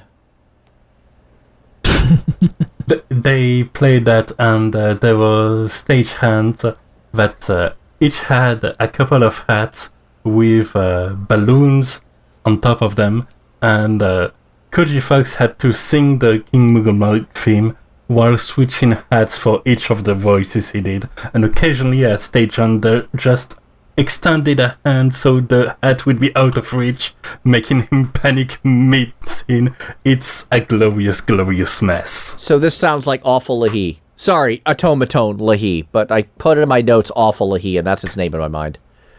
Yes. Great, the joke song. I'm glad that wasn't there. I'm glad that wasn't there. I would have been just facepalming the whole time, I'm sure. No doubt. I have to keep that whole segment in now. By talking about the concert again and losing this one and referencing something that should have been cut, I now have to keep it in. Oh boy. How dare you? Tangents!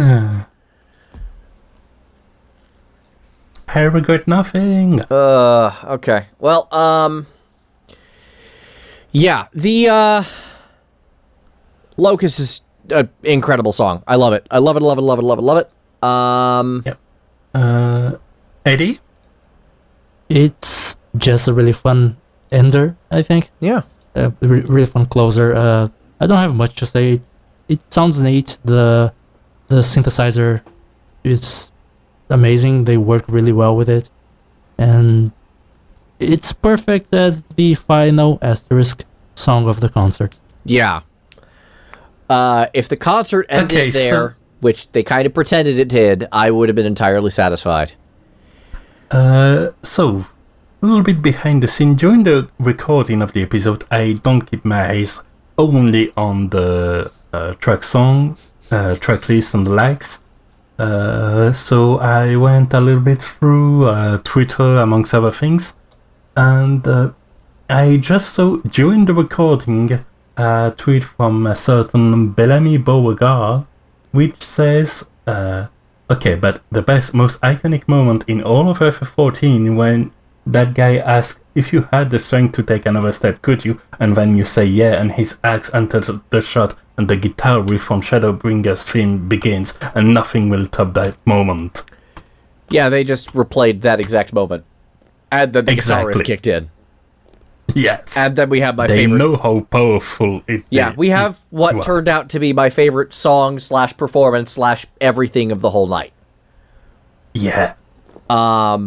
Remember how I said that as the two halves of the main theme of Shadowbringers goes, Tomorrow wasn't my favorite? Shadowbringers is. I love this song to death. It's incredible. It really is. I was kind of shocked because normally this is the kind of music I do not want in my video games. And yet... I have to ask, does this track Shadowbringers play in a trailer or anything? Or maybe... yes, it's the track for the game's main trailer. Yep. That explains it. It really felt like a sort of... The whole thing where it starts slow and builds up as the action of the trailer goes up as well. Mm-hmm. Really felt like a song that's not necessarily made for a trailer, but would be perfect there. Yeah, it was definitely used for the trailer. It's obviously, as you notice, it's used for rising action. It's also used as the first half of the Hades boss fight, the second half of which was Invincible, which was played night 1 on piano, which was the most impressive song of that night. Basically, what I'm saying is the Hades boss fight rocks, the music surrounding it is amazing, and they basically, between the two of them, made the highlights of both nights. Yes.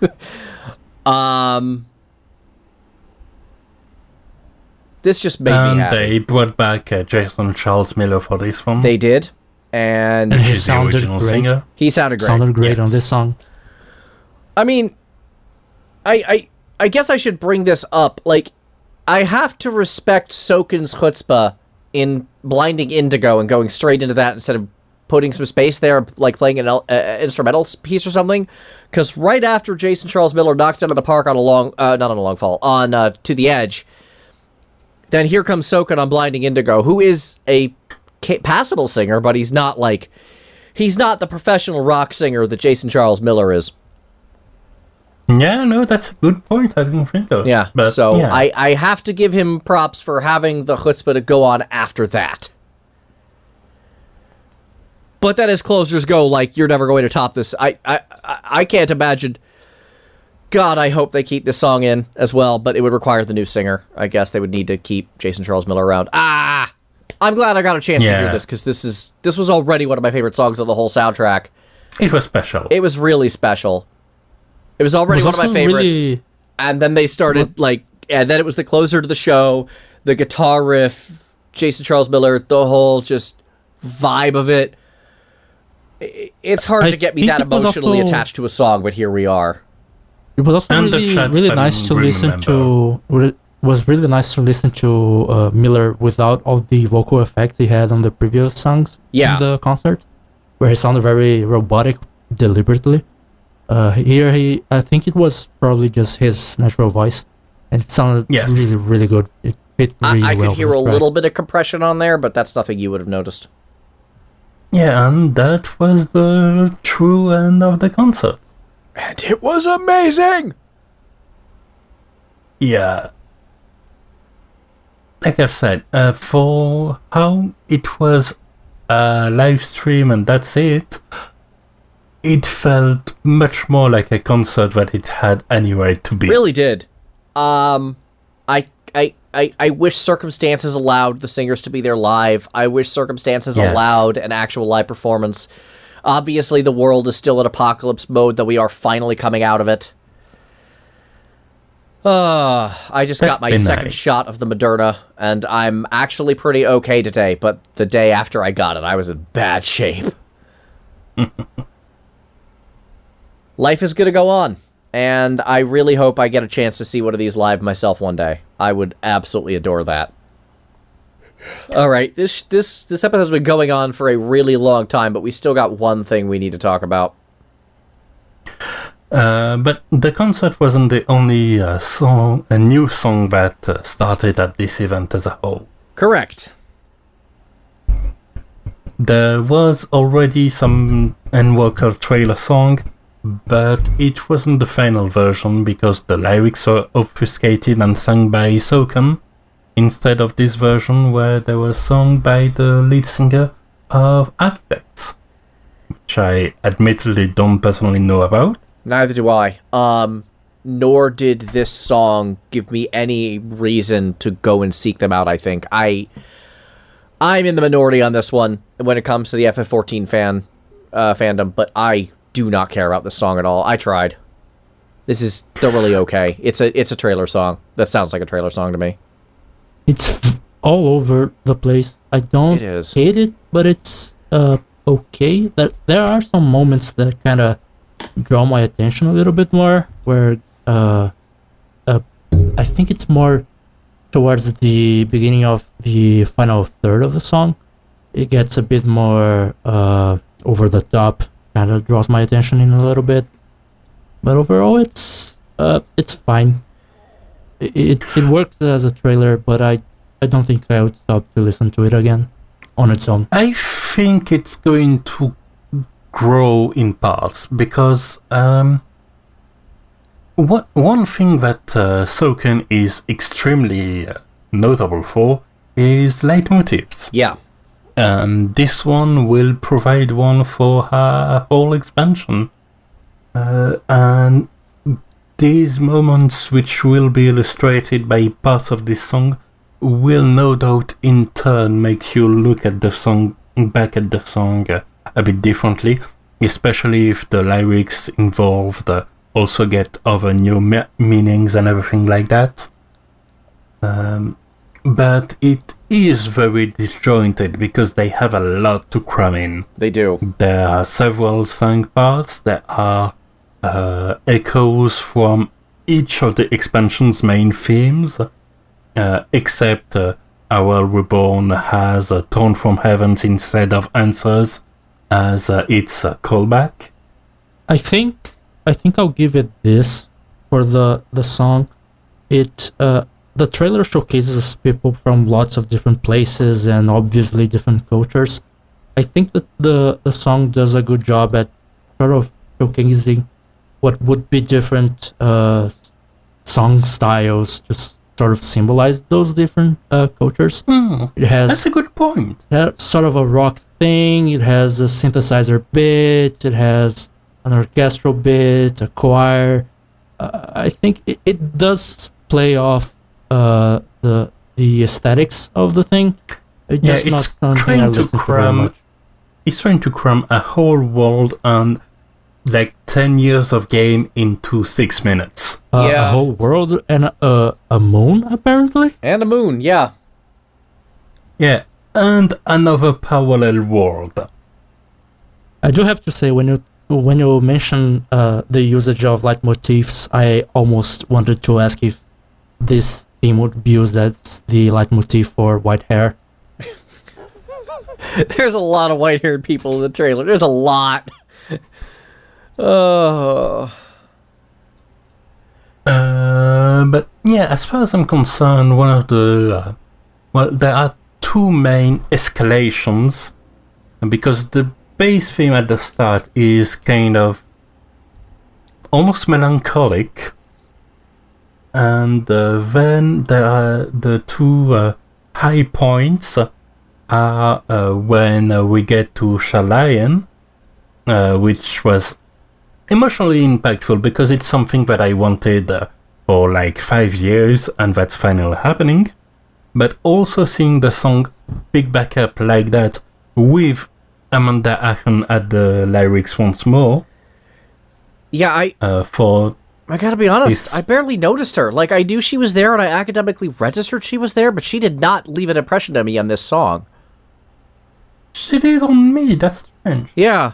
Because she goes pretty hard, too. She does, and that's the weird part. I don't know, I think the song itself just bothers me, and her presence in it just becomes kind of incidental. I don't know. She didn't really draw my attention by the quality of her singing, but I also don't recall the melody she sang. It, me neither. I don't know. It sounded cool. No, I do it, but that's also because of a secondary and minor problem, which is that some of the melodies on her singing part kind of sound like the Smash Bros. Main theme.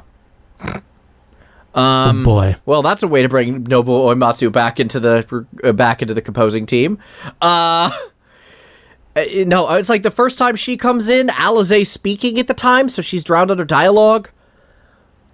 No, that's I'm talking about the part in Shalayan and when we have the fly-through all the way to Graham. Yeah, I know, and I barely remember that. I watched it right before the show, and I barely remember that. It's just, I don't know, this song just doesn't make an impression on me, I'm sorry. I really want to like it, especially after Shadowbringers was so good, but this is just not clicking the same way at all.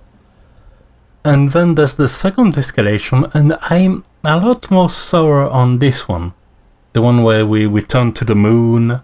And, it's a little much, isn't it? Yeah, exactly. It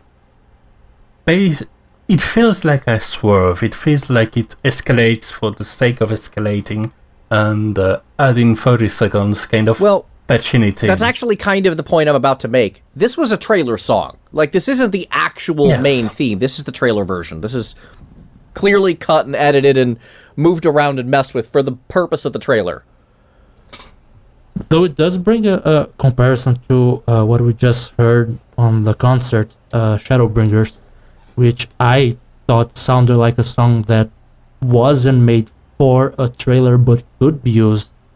This one really sounded like it was made for a trailer. Yeah, so I think there's a version of the main theme we're going to hear down the road that's going to be on its own, that's going to be missing the trailer bits and probably going to be a lot smoother, and that's probably the version that I'll end up maybe liking. But the version that I heard, the escalations probably will be more slow build up rather than the sudden change. Yeah, that appears in the trailer. So I feel like we're due a better. I feel like we're due a better version of this, or maybe not a better version, but at least a more contiguous, more connected version than the one we currently have, where it just throws Heaven's Word and Stormblood in there for no reason. And just feels it does have good elements. Strange.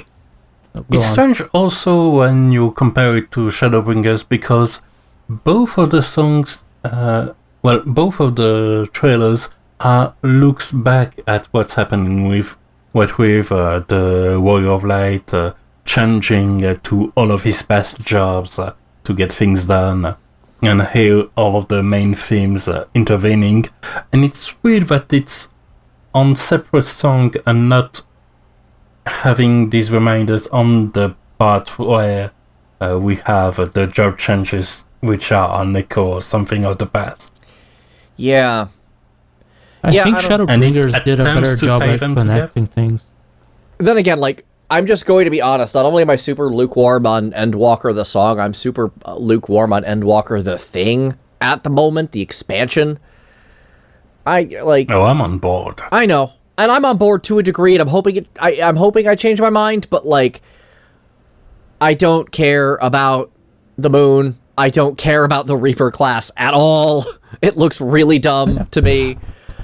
I like how different the MMO fan bases are, because to Final Fantasy, the moon is just completely uninteresting. But when Destiny 2 had a moon-based expansion since it's sci-fi and for some reason the moon wasn't explored. It being the focus of an expansion. No, I'm in the minority here. I'm a weirdo. I assure you, he's in the minority. Yeah, I'm a weirdo. The Okay, moon has fair significance.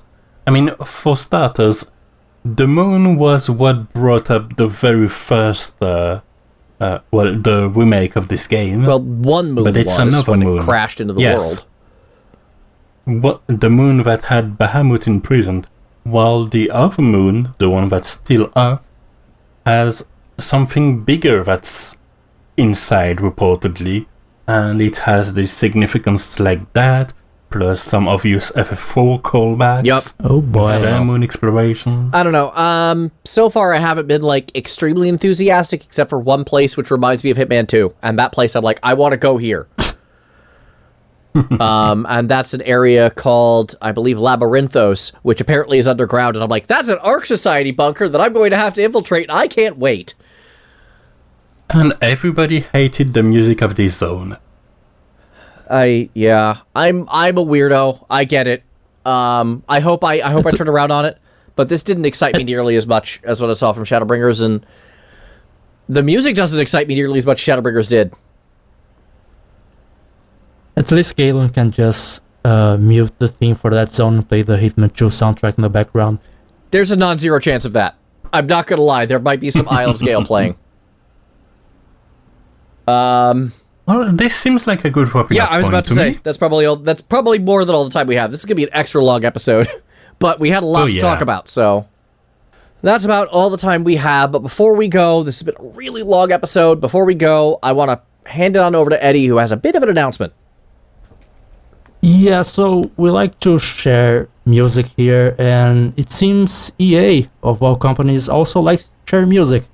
So if you're listening to this podcast, either on the live recording or soon after it comes out, EA is running a free download of all the bonus content from the collector's edition of Mass Effect 2 and 3, plus the soundtrack to the first Mass Effect.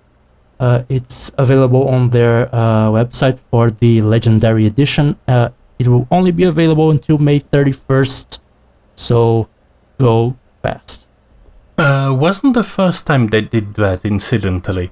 And the other soundtrack I heard of, at least they did it for, I was way more into, because they did that for the releases of Command & Conquer and Red Alert, which have absolutely stellar soundtracks. Von Klepaski at his best. I'm very okay with that.